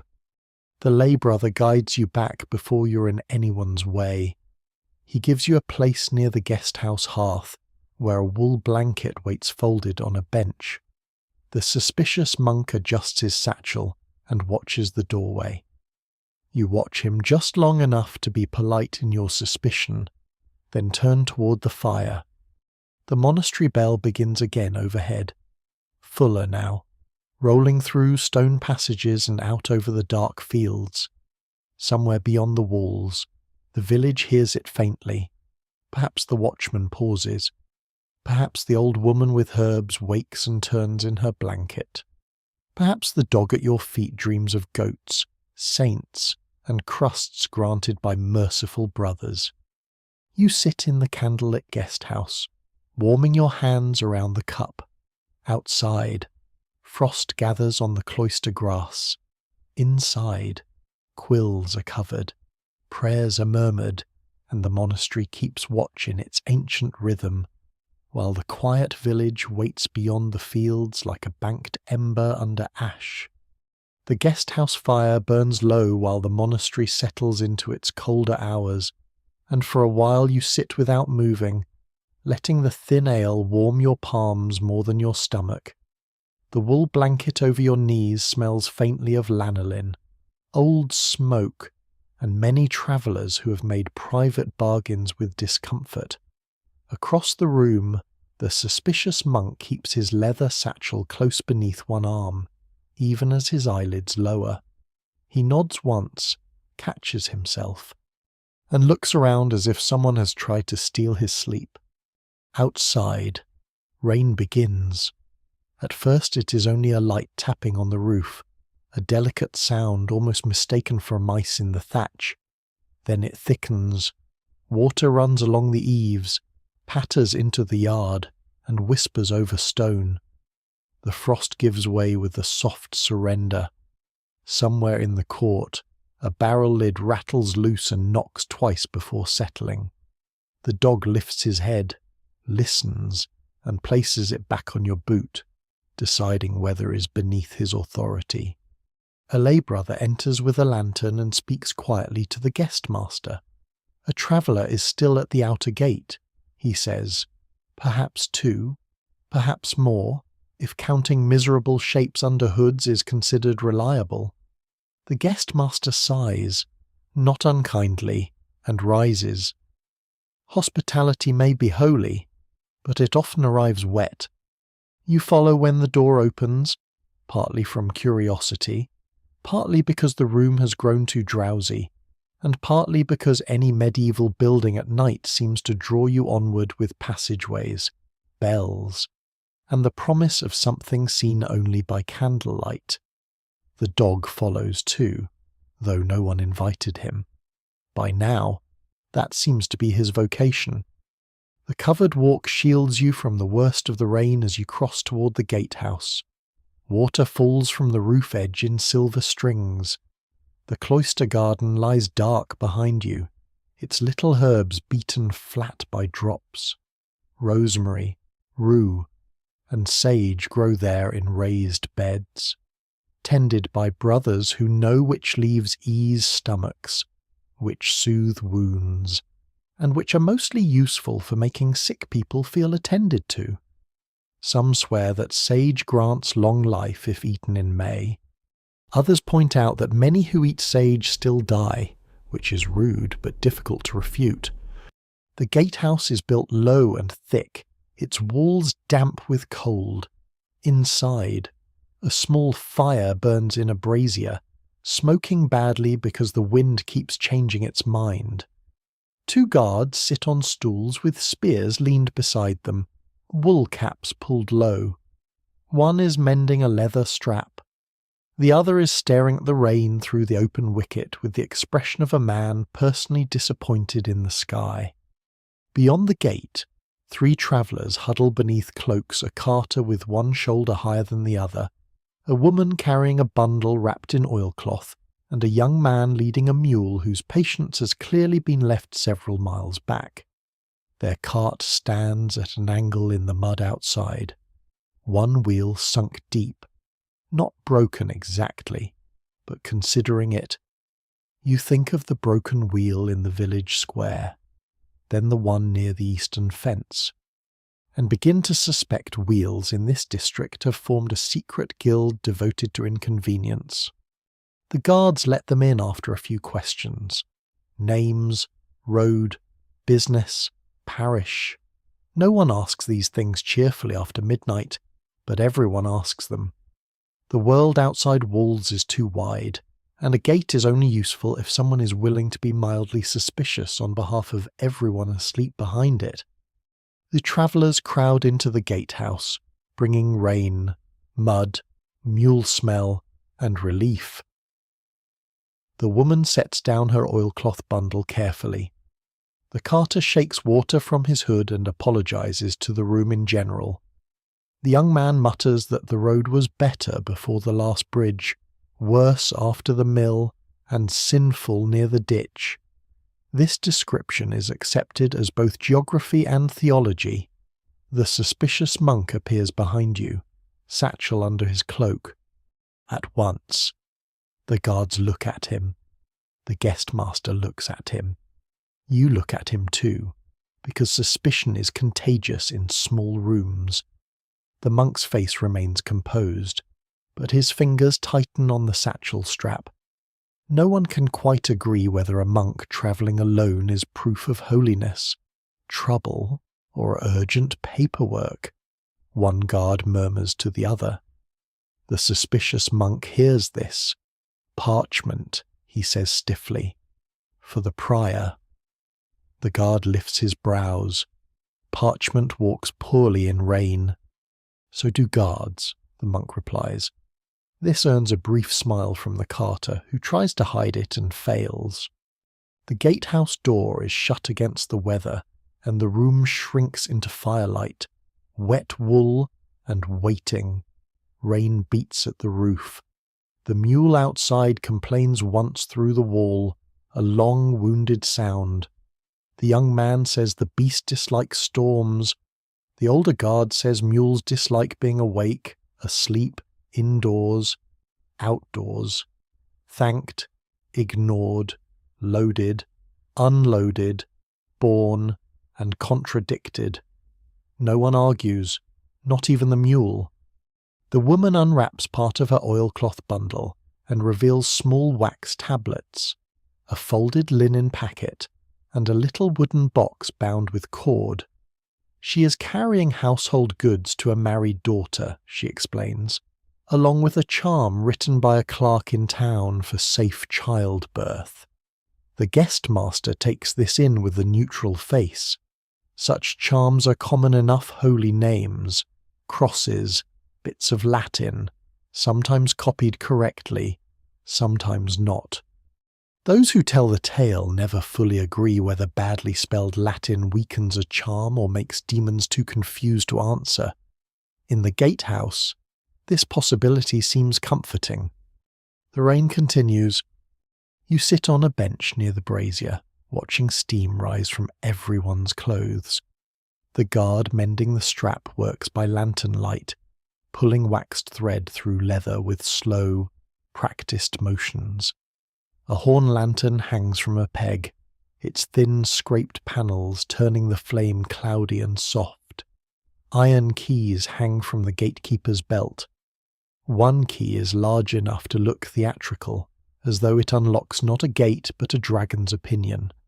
In truth, it opens the outer bar. And that is quite enough power for one cold night. The guest-master gives the travellers bread and watered ale. No feast, no ceremony, simply enough to steady them. The carter eats with closed eyes. The young man feeds a crust to the dog before realizing the dog is not his. The dog accepts this administrative error with grace. Outside, something knocks hard against the gate. Everyone stills. The sound comes again, wood against wood, then a scrape. The younger guard takes up his spear and lifts the lantern. The older one opens the wicket a crack. Rain blows in. For a moment, all you see is black wet air. Then the lantern shows the cart outside shifting slightly, its loose sideboard tapping against the gate in the wind. Nothing more. No thief, no wolf, no midnight army, just timber, weather, and imagination doing unpaid labour. The guard shuts the wicket. The room breathes again. Some swear, says the carter after a while, that rain after curfew washes footprints from the Devil's Road. The older guard snorts. Rain after curfew washes everything into my boots. This, too, is accepted as wisdom. Time passes slowly in the gatehouse. The rain softens, then strengthens again. The brazier smokes. The suspicious monk eventually sits near the wall, still guarding his satchel, though sleep pulls at his face. You notice a dark stain of ink on his sleeve. Perhaps he truly does carry parchment, perhaps accounts, perhaps a copied letter sealed for the prior, or perhaps some relic no one trusts, tucked away until daylight can make it respectable, even now. It is hard to tell whether secrecy makes an object holy, dangerous, or merely expensive. At last, the guest master decides the travellers may sleep in the outer guest room until dawn. The guards lift the bar just enough to bring in what must be brought in, and leave the cart to endure the rain. The mule is led toward a shed, muttering like an old abbot denied honey. You step back into the covered walk. Rain falls beyond the roof edge, silver and steady. The monastery stones shine in lantern light, far away, beyond wall, fields, and hedge. The village lies under the same rain shutters slick, thatch dark, lanes softening, the watchman's path turning to mud again. The suspicious monk walks ahead, satchel tight beneath his arm. The dog follows him for 3 steps, reconsiders, and returns to you. Together you cross the wet court, carrying the gatehouse smells of smoke, leather, rain, and guarded secrets, while the bells above prepare to divide the night once more. You return from the gatehouse through the monastery court, where rain polishes the stones and makes every lantern reflection tremble under your feet. The night feels deeper now, not darker exactly, but more settled, as if the world has pulled its wool blanket up to its chin. Behind you, the travellers are guided toward the outer guest room. The mule is coaxed toward shelter with a patience usually reserved for saints and difficult relatives, and the suspicious monk carries his satchel beneath his cloak like a secret with wet edges. The monastery bell rings once overhead. The sound falls through rain and stone, then travels outward across the fields toward the village. You imagine it arriving there as a faint murmur against shuttered cottages, against the church tower, against the manor hall where one small upper candle still burns. The memory of that candle draws you back. The village is sleeping, yet something in the manor lane remains awake. So, after a final cup of thin ale and a nod from the lay brother, you leave the monastery by the small wicket gate. The dog comes with you, of course, having apparently taken vows of his own, mostly involving crusts and companionship. Rain has softened the frost on the field path. The ground gives under your boots, and the wet grass brushes your ankles. The stream below the footbridge runs louder now, black water shouldering past stones. The cloth strips tied to the willow branches hang limp and shining, carrying away aches, fevers, and perhaps a few prayers that have become too heavy for human hands. By the time you reach the village hedge, the rain has thinned to a mist. The watchman's lantern is nowhere visible, though his round seems to linger in the lane. The cottages are closed tight. Water drips from thatch in slow lines. Smoke lies flat over the roofs. You pass the roadside shrine of St. Christopher, touch the post as travellers do, and continue toward the manor hall. It stands slightly apart from the cottages, larger but not grand enough to escape the smell of mud. Its walls are timber and plaster, its roof steep, its door broad and iron-studded. A torch guttering beneath the eaves throws gold across the wet yard. Near the entrance, 2 dogs sleep under a cart, but they wake when your dog arrives.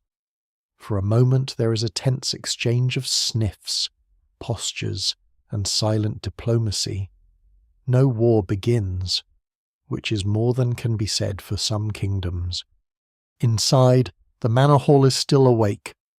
You enter quietly, ducking beneath the lintel, and the warmth finds you in layers, first smoke, then bodies, then the deep, steady heat of a hearth much larger than the one in the alehouse. The hall is long, with a high roof lost in soot-dark rafters. Rushes cover the floor, mixed with herbs and old crumbs.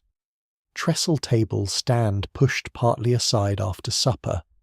Servants move through the dimness, collecting wooden bowls, wiping benches with damp cloths, and stacking trenchers that have already served as plates and will soon serve as charity, scraps, or animal fortune. At the far end, On the raised dais, the Lord's chair sits empty now, heavy and carved, with a cushion that looks softer than anything you have touched tonight. The Lord himself has gone to his chamber, or perhaps to argue with accounts, gout, conscience, or digestion. No one can quite agree which troubles noblemen most after supper. The lady's place is also empty, though a servant folds a length of linen near it with care, checking for stains by candlelight. The hall after supper has its own hush. It is not the holy quiet of the monastery, nor the close comfort of the alehouse. It is the quiet of work continuing after authority has withdrawn. Platters must be cleared, leftovers must be counted, dogs must be discouraged from becoming too ambitious, keys must be gathered, fires must be banked. Every object has a place, and every place appears to be known by someone tired. A steward stands near the table with a wax tablet in one hand and a stylus in the other. He marks what remains: bread loaves, salt fish, a heel of cheese, 2 jugs of ale, 1 cracked bowl, 1 missing knife. The missing knife causes a small investigation. A boy swears he did not take it. A maid says the boy always swears early, to save time. The knife is eventually found under a trencher, where it has been lying with the innocence of metal. Medieval justice, at least in small matters, often depends on looking beneath bread. You stand near the side wall, warming your hands and watching the hall breathe.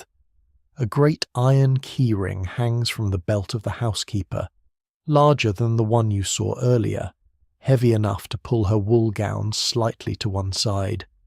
She moves from chest to cupboard to door, locking stores with the stern devotion of someone who knows exactly how quickly honey disappears when people claim not to like honey.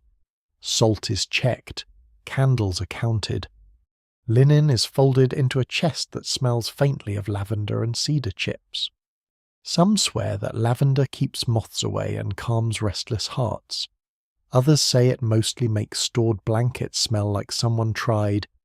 Even now, it is hard to tell whether the manor trust herbs, locks, or the housekeeper most. The housekeeper herself gives the impression that locks and herbs are junior assistants. Near the hearth, servants eat what remains of their own supper, not the Lord's fine portions, perhaps, but pottage, bread, scraps of meat softened in broth, and ale poured into wooden cups. A young stable hand tears at a trencher with the intensity of a knight besieging a castle. Beside him, an older groom rubs ointment into his cracked knuckles. "Goose grease mixed with herbs," he says, "good for winter hands and squeaking hinges alike." The stable hand asks whether it works better on hands or hinges. The groom replies that hinges complain less. A laugh moves softly through the servants, then fades into the rain ticking against the shutters. You notice a priest seated near the hearth, not the parish priest perhaps, but a household chaplain or visiting cleric. He warms his feet and speaks with the steward about tomorrow's manor court.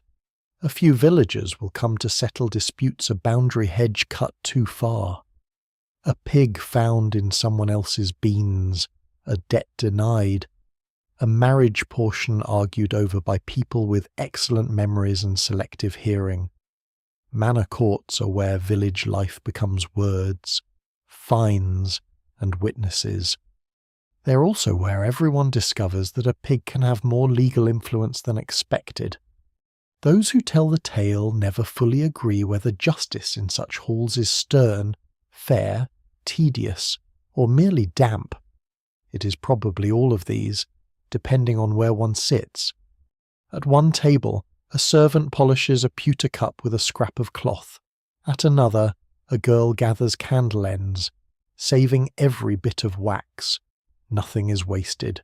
Bones go to broth, ash goes to cleaning, stale bread becomes trenchers, grease becomes light, old cloth becomes bandages, patches, or ties for herbs. Even jokes are reused until they become customs. The dog from the village has joined the manor dogs near the hearth. He lies with them as if born to the place, though one of the larger hounds keeps opening one eye to question this rapid advancement. Your dog ignores him with noble restraint, or possibly exhaustion. The suspicious monk is mentioned again by a servant who came from the gatehouse earlier with news. He was seen carrying parchment for the prior, yes, but also asking after the manor road, and also refusing to let anyone touch his satchel. The steward frowns slightly. The chaplain says monks often guard documents because damp is the enemy of learning. The housekeeper says men guard things tightly when they are either valuable, stolen, or embarrassing. No one disputes her range of expertise. A final platter is carried away. The trestles are lifted and leaned against the wall. Benches scrape softly. The rushes near the high table are stirred with a rake, and fresh handfuls are scattered where spilled broth darkened the floor. A servant sprinkles dried meadowsweet near the dais, perhaps for scent, perhaps because the lady prefers it, perhaps because someone once said it discourages fleas, and everyone has chosen to believe this for morale. The upper candle you saw from the lane is explained when a woman descends the stair carrying a basin. One of the Lord's children has a cough, she says, and the nurse has rubbed the child's chest with warm goose fat and wrapped it in flannel. A charm has been placed beneath the pillow too, though the chaplain pretends not to hear this. Some remedies are tolerated best when officially invisible. The hall grows dimmer, the hearth is banked but not killed. The housekeeper takes one last look around, keys in hand, her face lit from below by embers. The steward closes his tablet. The priest murmurs a prayer. Rain softens against the roof. You feel the night drawing inward again. The manor, for all its size, becomes like every cottage after sunset fire covered, doors locked, breath slowing under wool, worries folded until morning. Power sleeps here, but so do chilblains, coughs, damp boots, and hungry dogs. A servant shows you toward the outer passage, where travellers may rest on straw if the hall has space. You glance back once. The carved chair stands empty. The trenchers are gone. The rushes lie newly stirred. The iron keys vanish into shadow at the housekeeper's belt. Outside, the rain has nearly stopped. Somewhere beyond the manor yard, the church bell waits. Somewhere farther still, the monastery keeps its hours, and the village, with its locked doors and hidden embers, continues breathing in the dark. You leave the manor hall by the side passage, stepping from smoky warmth into the wet stillness of the yard. Rainwater drips from the eaves in slow beads. The torch near the door has burned low, its flame folding and unfolding in the damp air like a tired orange wing. Behind you, the manor settles under its roof keys gathered, dogs sprawled near covered embers, servants finding corners of straw, and the Lord's great chair left alone in the dark as if even authority must eventually sit quietly.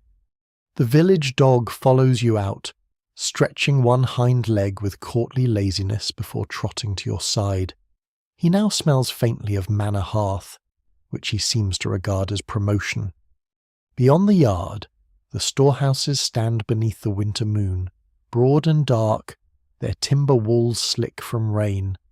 The clouds have begun to part, and pale light spills across the thatch, the puddles, the locked doors, the muddy track leading toward the barns. Here the village's quiet life after sunset gathers into something serious. Not song, not gossip, not prayer exactly, but storage grain, salt, smoked fish, dried peas, wool, tools, and all the small guarded things that keep hunger from crossing the threshold too soon. You walk slowly between the buildings. The largest barn smells of straw, old dust, mouse droppings, and damp wood. Its door is held by an iron hasp, and beside it hangs a charm made from a horseshoe nail, red thread, and a strip of parchment too stained to read. Some swear such charms keep rats from the grain. Others say a good cat is more useful and less expensive in Latin.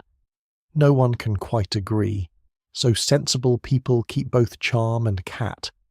A grey shape moves along the wall. The cat pauses, green-eyed in moonlight, then vanishes beneath a stack of hurdles. The dog pretends he meant not to chase it. You pass a smaller store where salted fish hang from rafters inside, their sharp smell leaking through the cracks. Barrels stand under a lean-to, covered with cloth and weighted with stones. Salt is precious, not merely seasoning but survival, the white bite that holds meat and fish against rot. In winter, the storehouse is a promise made in autumn and tested every day until spring. Each barrel, each sack, each hanging side of bacon is a little argument against famine. Near the granary, an old man sits beneath the overhang with a lantern between his boots. You almost miss him. He is so still. His cloak is patched at the elbows, his cap pulled low, his hands folded over a short cudgel. Not the watchman, but perhaps a servant set to guard the stores after rain softened the yard and made footsteps easier to hide. He nods without surprise. Cold night to wander. You nod back. Good night to count locks, he says. He lifts the lantern and shows you the granary door. 2 locks hold it, one for the manor, one for the village reeve, so no single hand opens the grain alone. At least, that is the custom when everyone is behaving. The old man taps the wood. Rye, barley, some oats, less wheat than folk hoped. His voice is quiet, not fearful, just plain. The harvest is not an idea here. It is a number of sacks behind a door. It is how thick the pottage will be in February. It is whether children go to bed hungry, whether seed remains for spring, whether debts feel like stones in the chest. Even now, it is hard to tell whether people fear winter itself or the slow counting winter requires. The old man reaches into a pouch and draws out a small twist of dried rowan berries. He keeps them tied to the door peg, he says, against spoilage, envy, and the evil eye. His grandmother taught him. His father laughed at it. His father also lost 3 sacks to damp one year, which the old man presents as evidence without pressing the matter. Medieval arguments often end there not with proof, but with a look toward the ruined sacks of the past. You continue through the yard. A low shed holds tools, wooden rakes, iron-shod spades, flails for threshing, yokes, spare harness, a wheel rim waiting for repair. There it is again, the world of wheels and their quiet betrayals. The broken wheel from the square, the tilted cart at the monastery gate, and now this rim leaning against the wall like a patient invalid. Some future morning, a wheelwright or handy farmer will heat iron, fit wood, tighten pegs, and persuade the circle back into usefulness. Until then, it waits, which is something much of the medieval world is very good at doing. The moon brightens above torn clouds. Across the yard, a woman comes from the dairy with a covered crock in both hands. She walks carefully, placing each foot where the mud is shallowest. Her cloak is fur-lined at the collar, though the fur is old and thin. She sees the old guard, then you, then the dog, and decides the dog is the least mysterious. "Cheese for the upper room," she says. The old man grunts.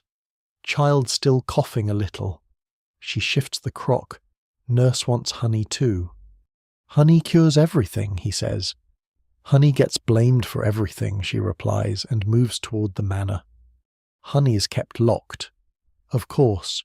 So are wax, salt, Spices, good cloth, and sometimes the better ale. Sweetness is wealth. A spoonful of honey and warm drink may ease a throat, or at least persuade a frightened child that comfort still exists in the world. Some swear honey gathered near churchyards carries special strength. Others prefer honey from heather, orchard, or wherever bees have done their work without consulting theology. You follow the line of storehouses toward the back of the village, where smaller family barns stand near cottages. These are humbler, patched with woven panels and straw rope. Behind one house, onions hang in plats under the eaves.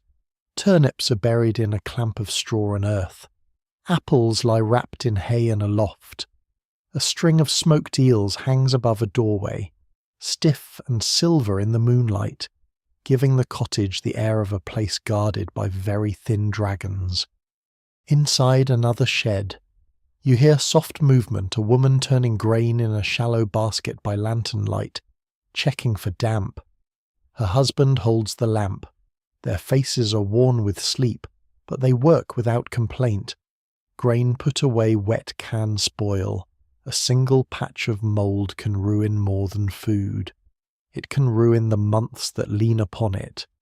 They spread the kernels thinner, murmur over them, and sprinkle a little dried bay in the corner, because someone once said bay discourages weevils. Those who tell the tale never fully agree whether the insects respect bay leaves, but the basket smells pleasant, which is not nothing. The dog sneezes from somewhere near the churchyard. The bell rope creaks faintly in the tower wind, though the bell itself does not ring. The sound reminds you of the hall, the curfew, the watchman's staff, the monastery prayers. Every part of the night has been marked by keeping fire under ash, keeping doors barred, keeping accounts, keeping grain dry, keeping children warm, keeping stories alive just long enough to become warnings. Near a low wall, a boy sleeps sitting upright beside a stack of firewood, wrapped in a wool blanket. He was meant to watch something, perhaps the woodpile, perhaps the hens, perhaps simply his own sense of duty. His head has tipped forward. The old man from the granary, who has followed at a distance, looks at him and snorts softly. "Strong guard," he murmurs. The dog sniffs the boy's boot. The boy does not wake. The old man pulls the blanket higher around the boy's shoulders. That is the village too scolding by daylight, covering by night. At last, you reach the far edge of the storeyard, where the land slopes gently toward the road. The rain clouds are passing now, and the moonlight lies in long pale bars across the mud. The barns, sheds, barrels, ropes, locks, charms, and sleeping animals seem less like separate things than one great quiet machinery of survival. Nothing moves quickly, nothing shines brightly, yet all of it matters. You stand there with cold hands tucked into your sleeves, smelling salt fish, wet straw, and banked smoke. Behind you, the old man lowers his lantern.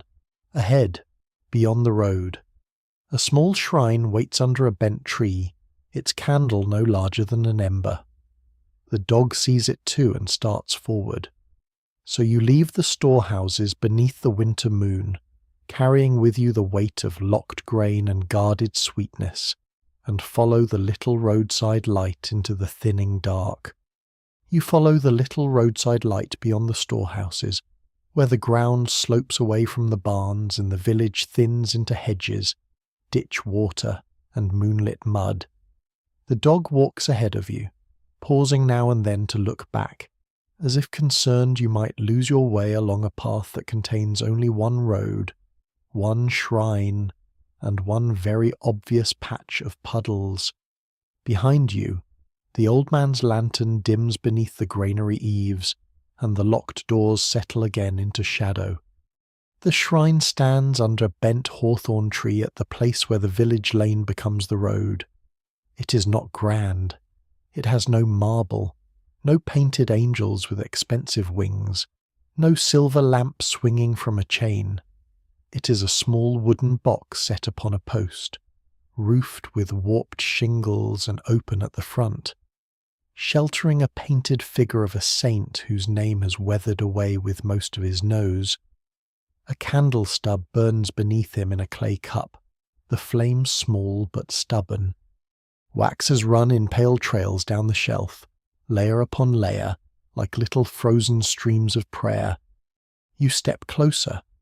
Around the base of the post lie offerings: a bent pilgrim badge, 2 smooth stones, a strip of blue cloth, 3 pins pushed into the wood, and a crust of bread gone hard in the cold. Someone has left a tiny bunch of dried flowers tied with thread. Someone else has scratched a cross into the post with a knife. These are not gifts given because heaven needs objects. They are given because human hands want something to do with hope. The dog sniffs the bread crust and receives from the universe, for once, no encouragement. A scallop shell badge rests near the candle, dull pewter catching the light. Perhaps it came from a pilgrim who walked to a far shrine and returned with sore feet. A lighter purse, and stories that grew longer each winter. Perhaps a peddler sold it in the market to someone who liked the look of holiness without the inconvenience of travel. No one can quite agree whether badges protect the wearer, prove devotion, or simply make good conversation at alehouses. Still, villagers keep them pinned to hats, cloaks, and packs, small bright signs that the road can lead somewhere beyond mud and rent day. You notice another object tucked into the shrine's corner, a little cloth packet sealed with wax. It might contain a pinch of dust from a saint's tomb, a thread touched to a relic, or a few crumbs swept from the altar and promoted by rumour. Some swear relics heal fevers, calm storms, and protect travellers from thieves. Others quietly wonder why relics so often need new roofs, locked boxes, and persuasive keepers, even now. It is hard to tell whether doubt weakens such things, or merely walks beside belief like a tired brother. The wind stirs the hawthorn branches, old thorns scratch softly against one another. Hawthorn is treated carefully here. It blooms white in spring, guards boundaries, and gathers stories. Some say it belongs to the fair folk. Some say sleeping beneath it invites dreams too strange to bring home. Tonight it only bends over the shrine, black against a clearing sky, holding the last drops of rain along its twigs like beads. You stand with your cloak wrapped close, watching the candle.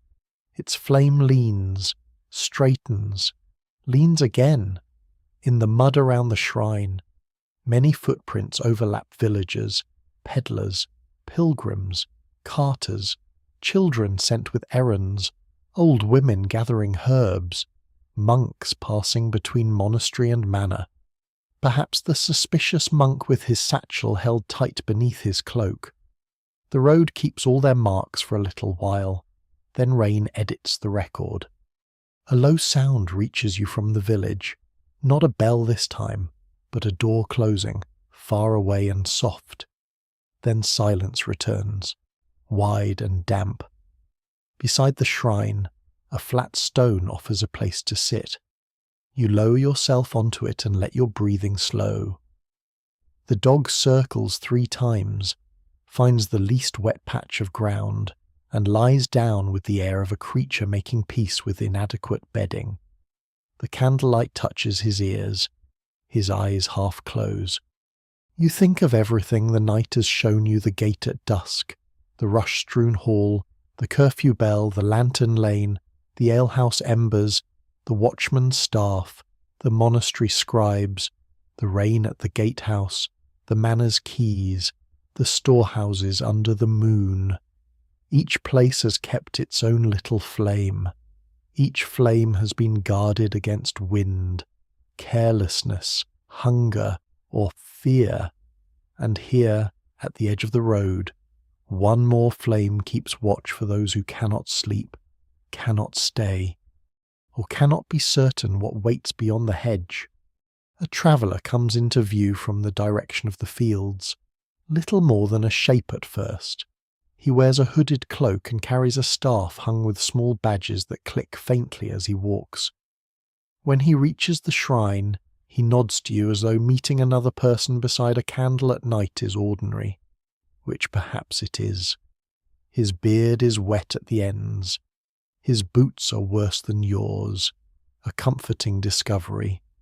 He kneels slowly, with the careful movement of sore knees, and touches 2 fingers to the shrine post.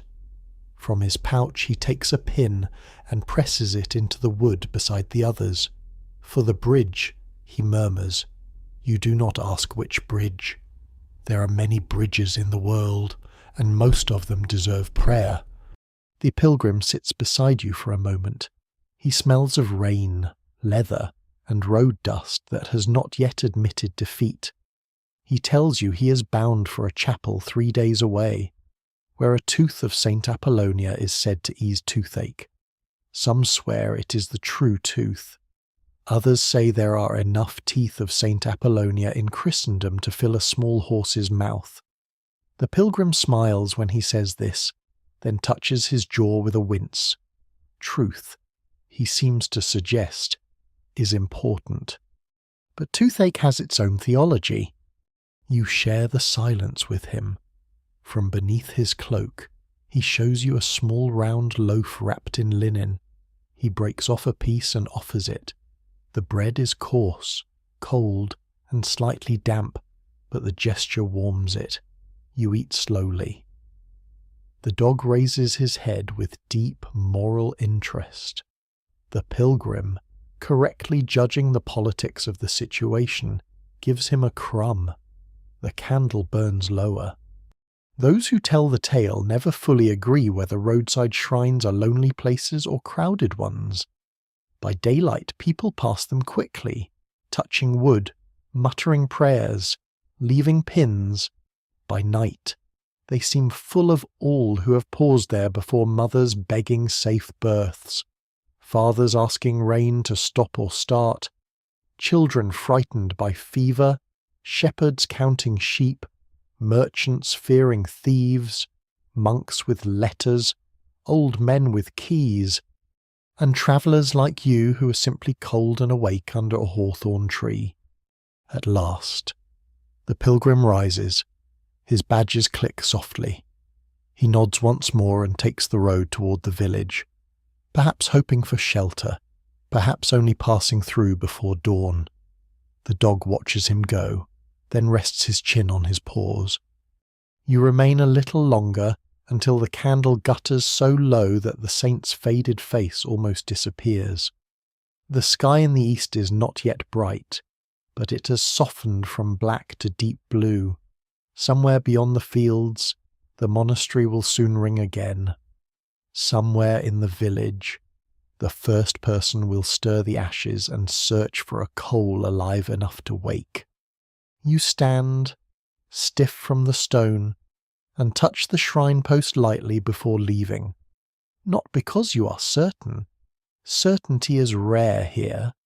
You touch it because many hands have touched it, because the road is dark, because the candle has done its small work without complaint. Then you turn from the shrine beside the road and step toward the open fields, where frost returns in patches and the village waits behind you, quiet beneath the last hour before dawn. You step away from the shrine while the candle behind you sinks into its final glow, and the road opens into the fields before dawn. The sky is no longer black. It has become a deep, bruised blue, soft at the edges, as if night has begun to loosen its cloak without quite letting it fall. Frost returns where the rain did not linger, silvering the grass in uneven patches, and each blade shines faintly when the clouds part enough for the moon to touch it. The dog walks beside you more quietly now. Even his paws seem to understand this hour. The fields lie wide and still. The strips of ploughed land stretch away on either side. ridged and dark, their furrows holding thin lines of pale ice. In daylight, they belong to labour, argument, measure, and memory. Men know which strip was their father's, which belongs to the widow near the east lane, which the manor claims, which the priest's glebe provides at his table. But before dawn, ownership fades.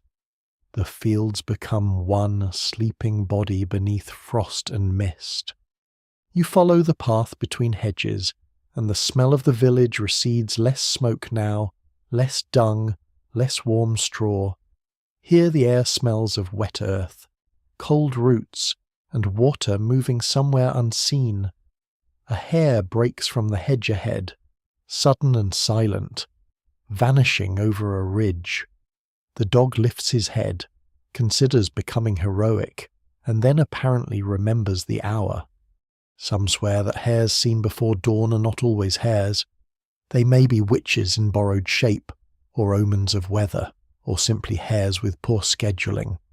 No one can quite agree whether the creature brings luck or trouble, but it is gone before the matter can be settled, which is typical of omens and small animals alike. You walk on. From far behind you, the village church bell gives one soft note, not loud, not commanding, just enough to touch the air. After a pause, the monastery answers from beyond the fields, deeper and more distant. Bell answers bell across the sleeping land, and for a moment you stand between them, held in a kind of invisible thread. One bell belongs to cottages, hearths, babies, cattle, and the muddy square. The other belongs to stone cloisters, quills, psalms, and brothers who cut the night into prayer.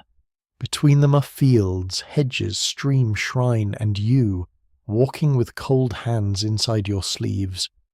The sound fades slowly.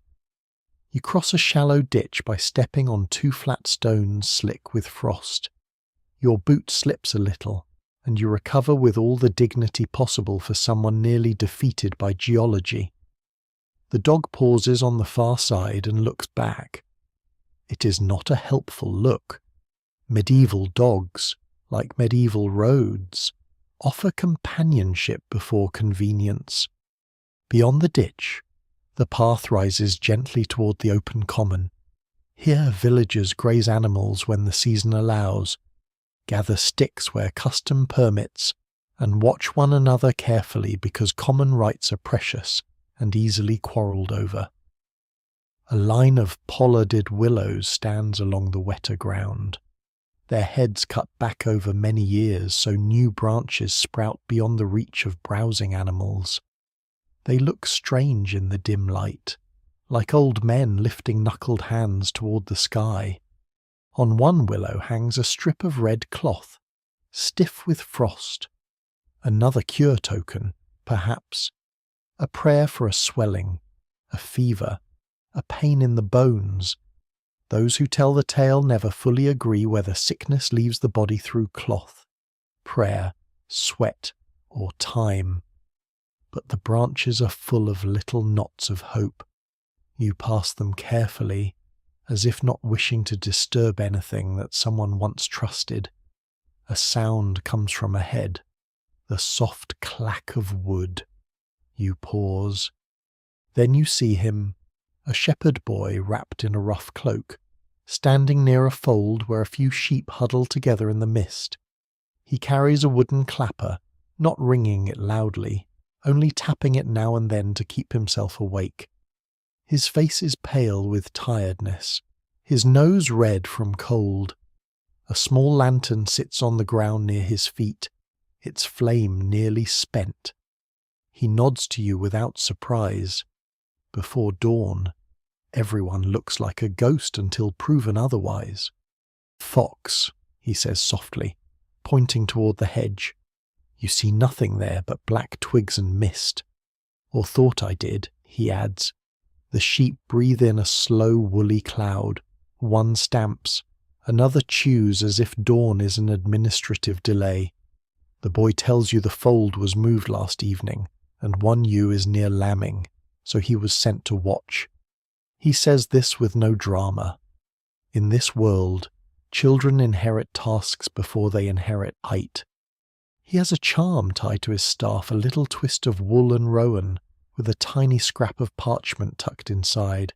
His grandmother made it, he says, against foxes, bad weather, and foolishness. He admits it has not cured foolishness, but says it may be too soon to judge.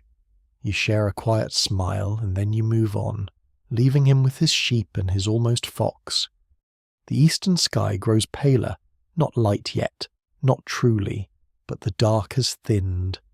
The ground beneath your boots changes from mud to frozen crust and back again. Each step has its own small sound: crunch, sigh, soft pull, crackle. Your cloak is damp at the hem. Your hair smells faintly of smoke from every hearth you have passed.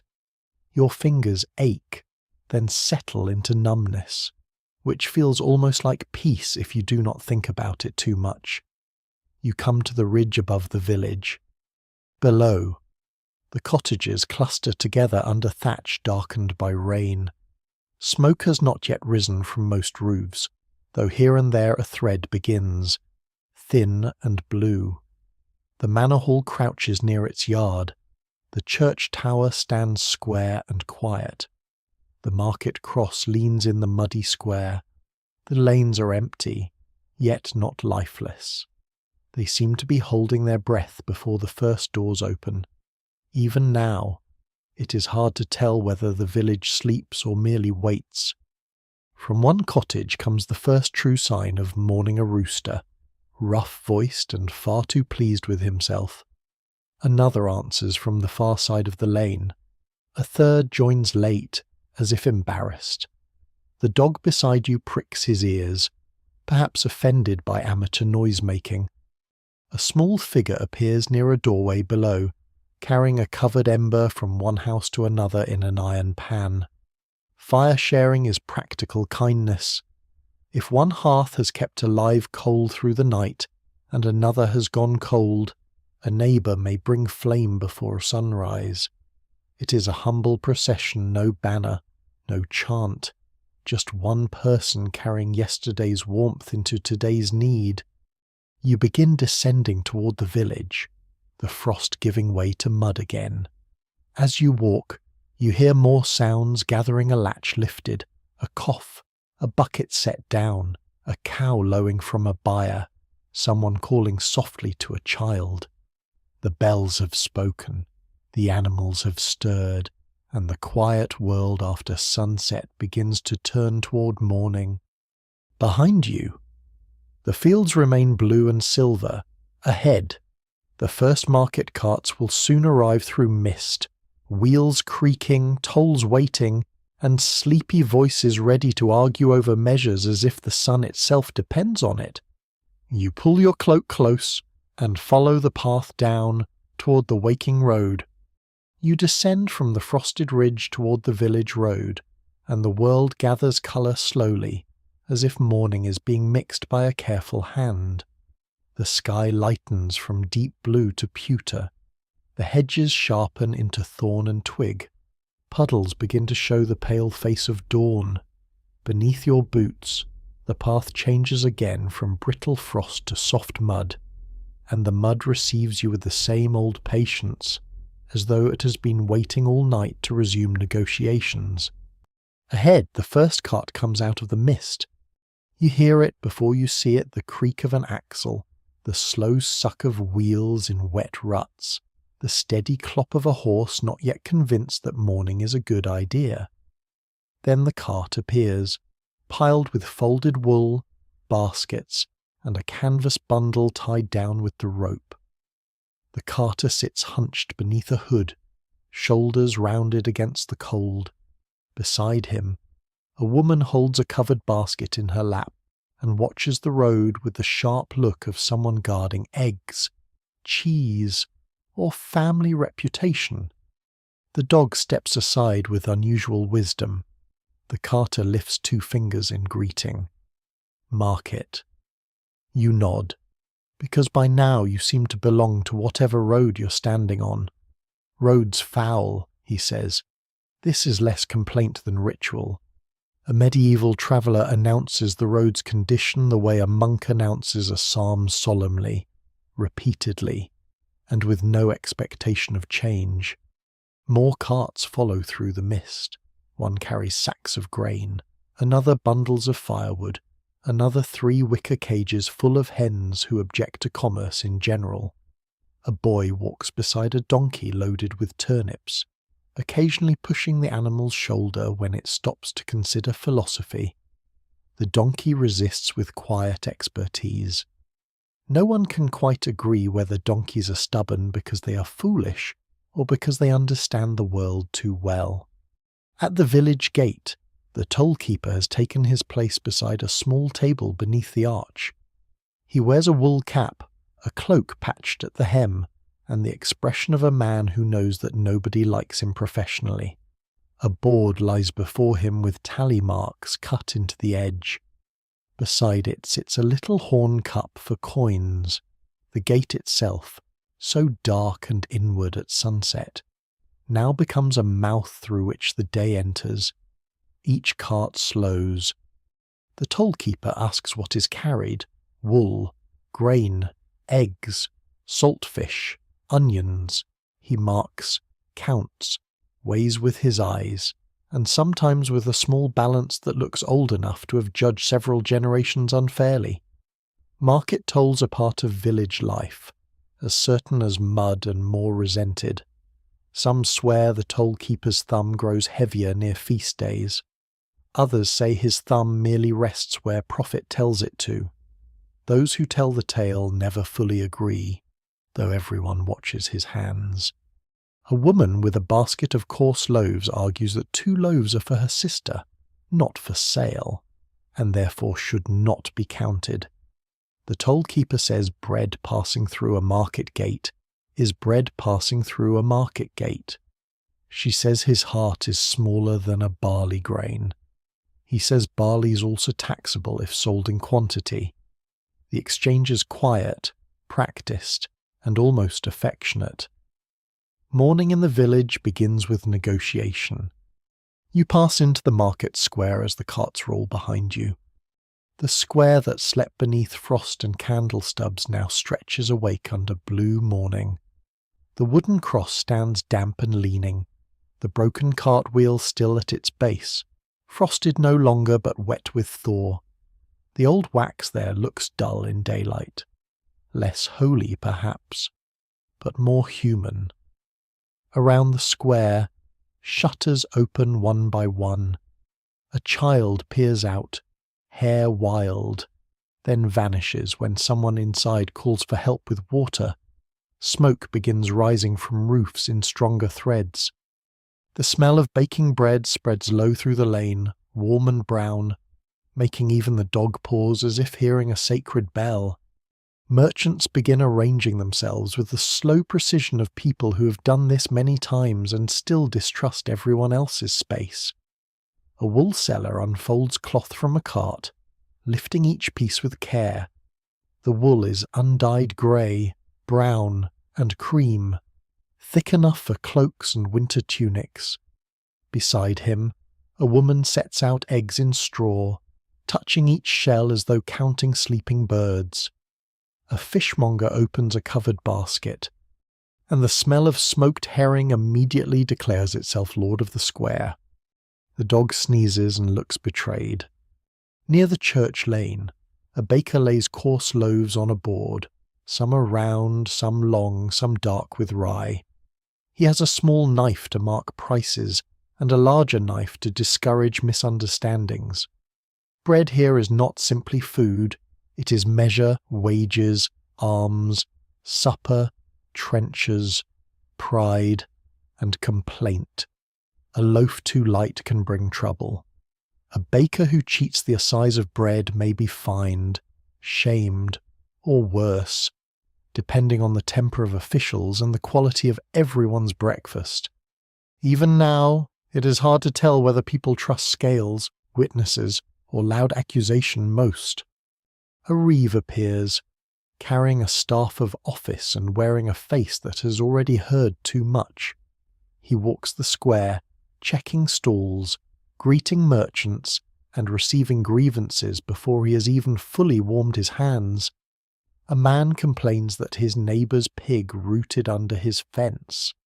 A woman complains that the same pig has more appetite than conscience. Someone else says the pig is innocent because fences are theoretical in wet weather. The reeve closes his eyes briefly, perhaps praying for strength, perhaps imagining a world without pigs. The market thickens. A peddler arrives with ribbons, bone combs, needles, little mirrors of polished metal, and bright bits of thread that catch the morning light. Children gather near him as if colour itself has spilled from a chest. He speaks smoothly, praising every item with a confidence that makes truth feel unnecessary. He says one blue ribbon was dyed with the woad from a famous town. He says a comb will keep away lice if used faithfully. He says a little pewter badge touched to a shrine will guard travellers from swollen feet.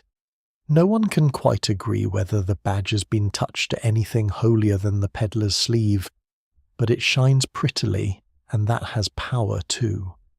You move through the square slowly, letting the sounds layer over you, wheels creaking, hens clucking, coins dropping, cloth snapping open, buckets sloshing, greetings exchanged, complaints polished for public use.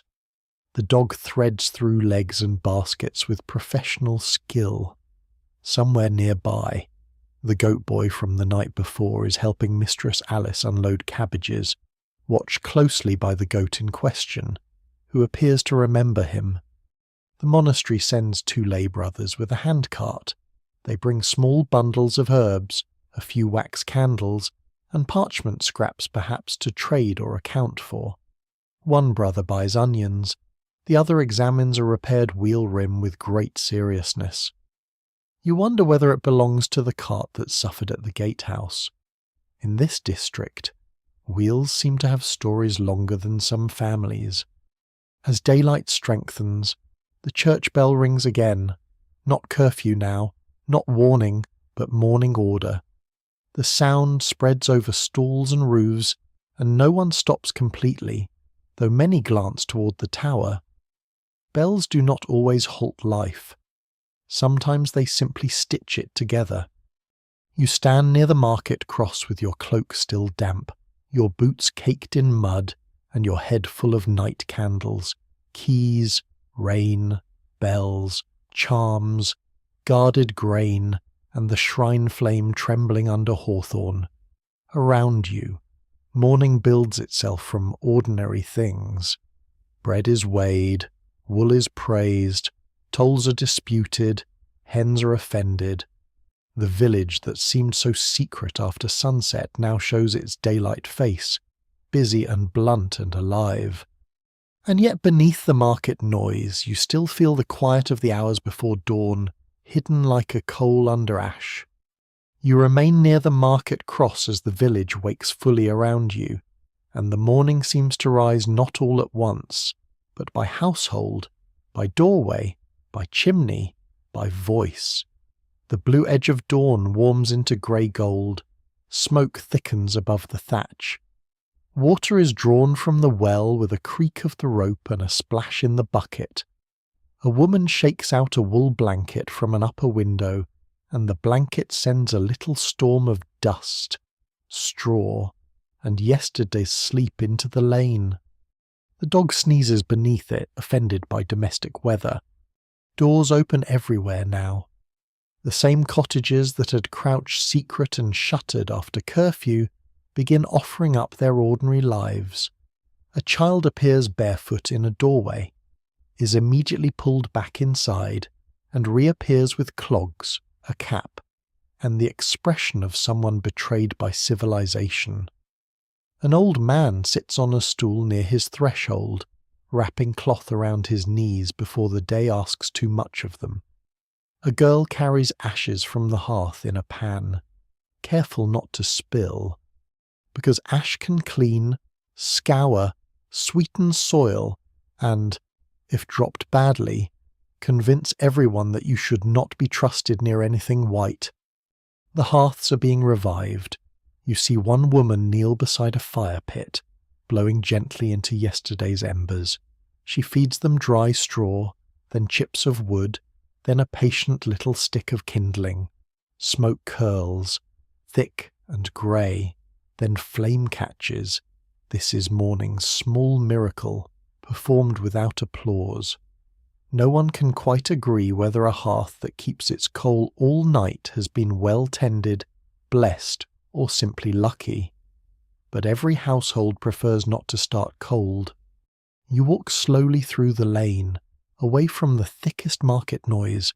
Behind you, merchants call, hens complain, and the toll-keeper continues his life's work of being disliked. Ahead, the village becomes domestic again. A woman kneads dough on a flowered board near an open door. Her hands press, fold, turn, press again. A boy churns butter in a tall wooden vessel, his whole body rising and falling with the plunger. He looks as though he is doing battle with breakfast and losing honourably. Some swear butter will not come if an envious eye has looked upon the milk. To prevent this, a housewife may mark the churn with a cross, drop in a pinch of salt, or mutter a verse learned from her mother's mother. Others say butter comes when the cream is right and the arm does not give up. Even now, it is hard to tell whether the charm helps the butter, the churner, or the patience of everyone waiting. Near the byre, cattle are led out, slow and steaming, their hooves sinking into the softened mud. A woman milks a cow into a wooden pail, her forehead resting against the animal's flank. The sound is rhythmic and gentle pull, stream, pause, pull, stream, pause. A cat waits at a respectful distance that will become disrespectful the moment milk is available. The cow flicks her tail with royal indifference. The goat from last night stands tied near Mistress Alice's fence, watching the lane with the cold wisdom of one who has survived attempted sack-based travel. The goat boy carries a bundle of straw past it.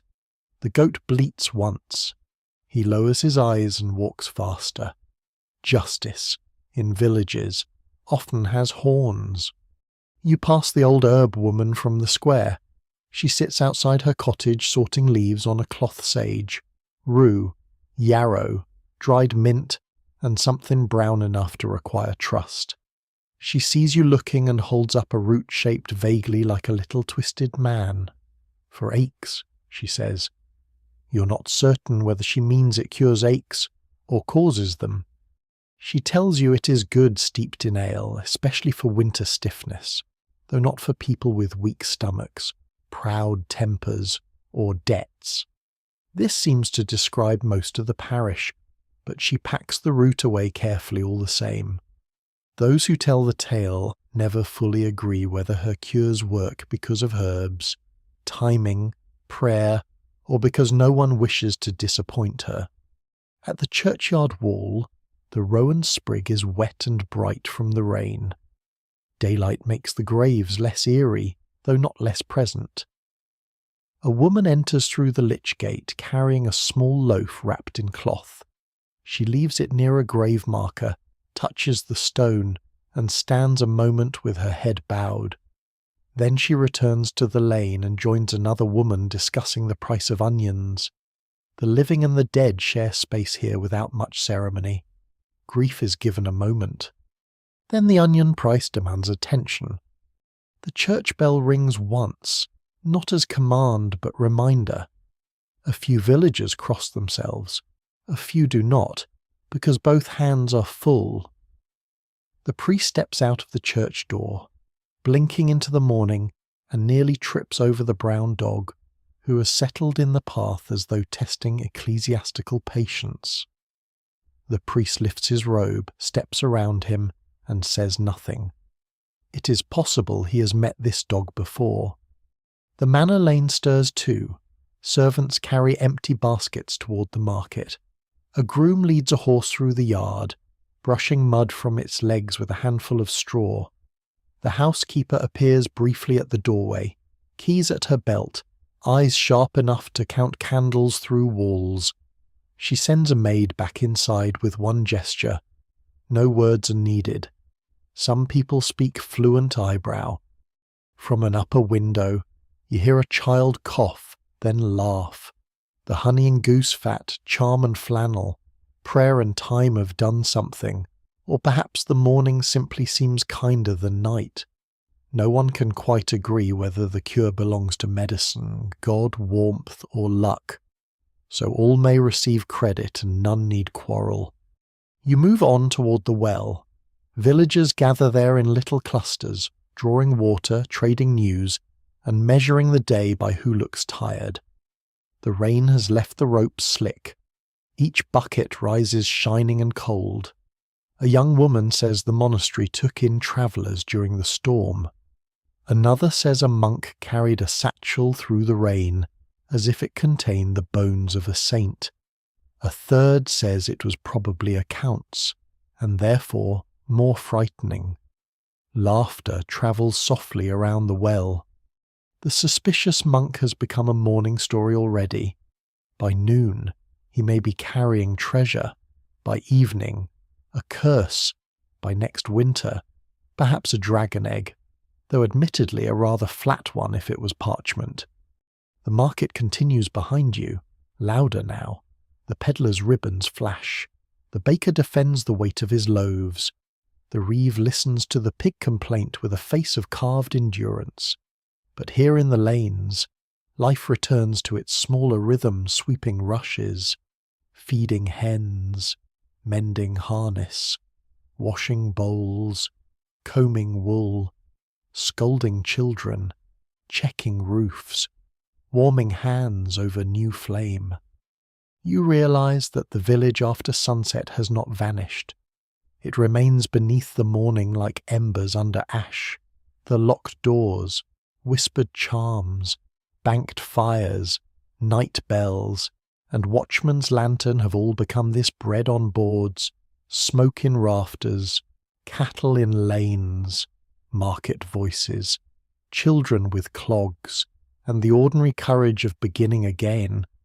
The dog leans against your leg. His fur is damp. His eyes are half closed. For a creature who has eaten crusts from hall, alehouse, monastery, and road, he looks remarkably underappreciated. You stand with him near the edge of the square, watching the village in its waking. Yesterday's shadows become tools, chores, stories, and jokes told in low voices. The muddy lanes shine in the pale sun. The church tower holds its silence for now. The broken cart wheel still leans near the cross, waiting for repair, and the half-burned candles at the shrine have cooled into waxen memory. Soon, one last bell will sound over stone and straw, not to close the night, but to gather it gently into day. You stay near the church as the morning settles over the village, and the last bell waits above you in its square stone tower. The market has found its voice now, but from here the sound comes softened a low braid of wheels, hens, bargaining, laughter, and someone insisting that a loaf was larger yesterday. Smoke lifts from every roof. Straw steams faintly where sunlight touches it. The mud holds prints from watchman, pilgrim, monk, goat boy, carter, dog, and you, all pressed together into one unreadable village scripture. The church door stands open. Inside, beeswax candles burn before a little painted altar, and the air is cool with stone, old wood, and damp wool. Rushes lie near the entrance, tracked with mud from many feet. A woman kneels briefly, crosses herself, and leaves just as quickly. Because prayer matters, but so does not letting the hens into the cabbages. No one can quite agree whether the bell sounds sweeter in morning or evening. At dusk, It gathers people inward. At dawn, it gives them back to the world. You stand beneath it now as the ringer pulls the rope, and the note blooms overhead, round and deep, rolling over the graves, the square, the manor yard, the storehouses, the road shrine, the fields, and the monastery beyond. The dog sits beside you, solemn for once. The bell rings again. You think of the village after sunset, the gate closing, the pottage bowl, the half-burned candle, the watchman's staff, the alehouse jokes, the rain in the gatehouse, the locked grain, the doubtful relic, the frosted fields before dawn. All of it remains here, hidden under daylight. Night has not vanished. It has only folded itself away inside ordinary things. The housekeeper crosses the square with keys at her belt. The old herb woman lifts her basket. The goat boy avoids the goat. The priest steps carefully around the dog again. Some swear animals know holy ground better than people do, though others say dogs simply know the warmest stones. The bell's final note fades. And now the pace of the village softens, just a little, as if the tale itself has grown tired and kind. You sit on the low churchyard wall, your cloak warmed by the shy morning sun, your boots heavy with dried mud, your hands resting open in your lap.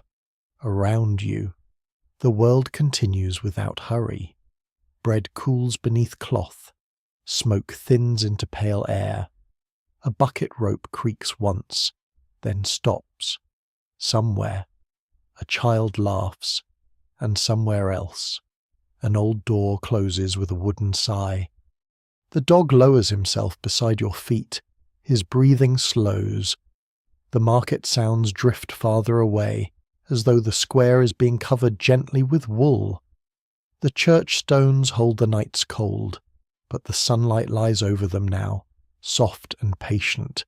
You breathe in smoke, straw, wax, wet earth, and the faint sweetness of bread, and none of it asks anything more from you. The village remains. The bells will ring again. The fires will be banked again. The watchman will walk. The monk will guard his satchel. The shrine candle will bend in the wind, and the road will keep receiving footprints until rain comes to smooth them away. For now, you do not need to walk farther. You can let the lane blur, let the rafters darken, let the hearth glow low and steady in the mind.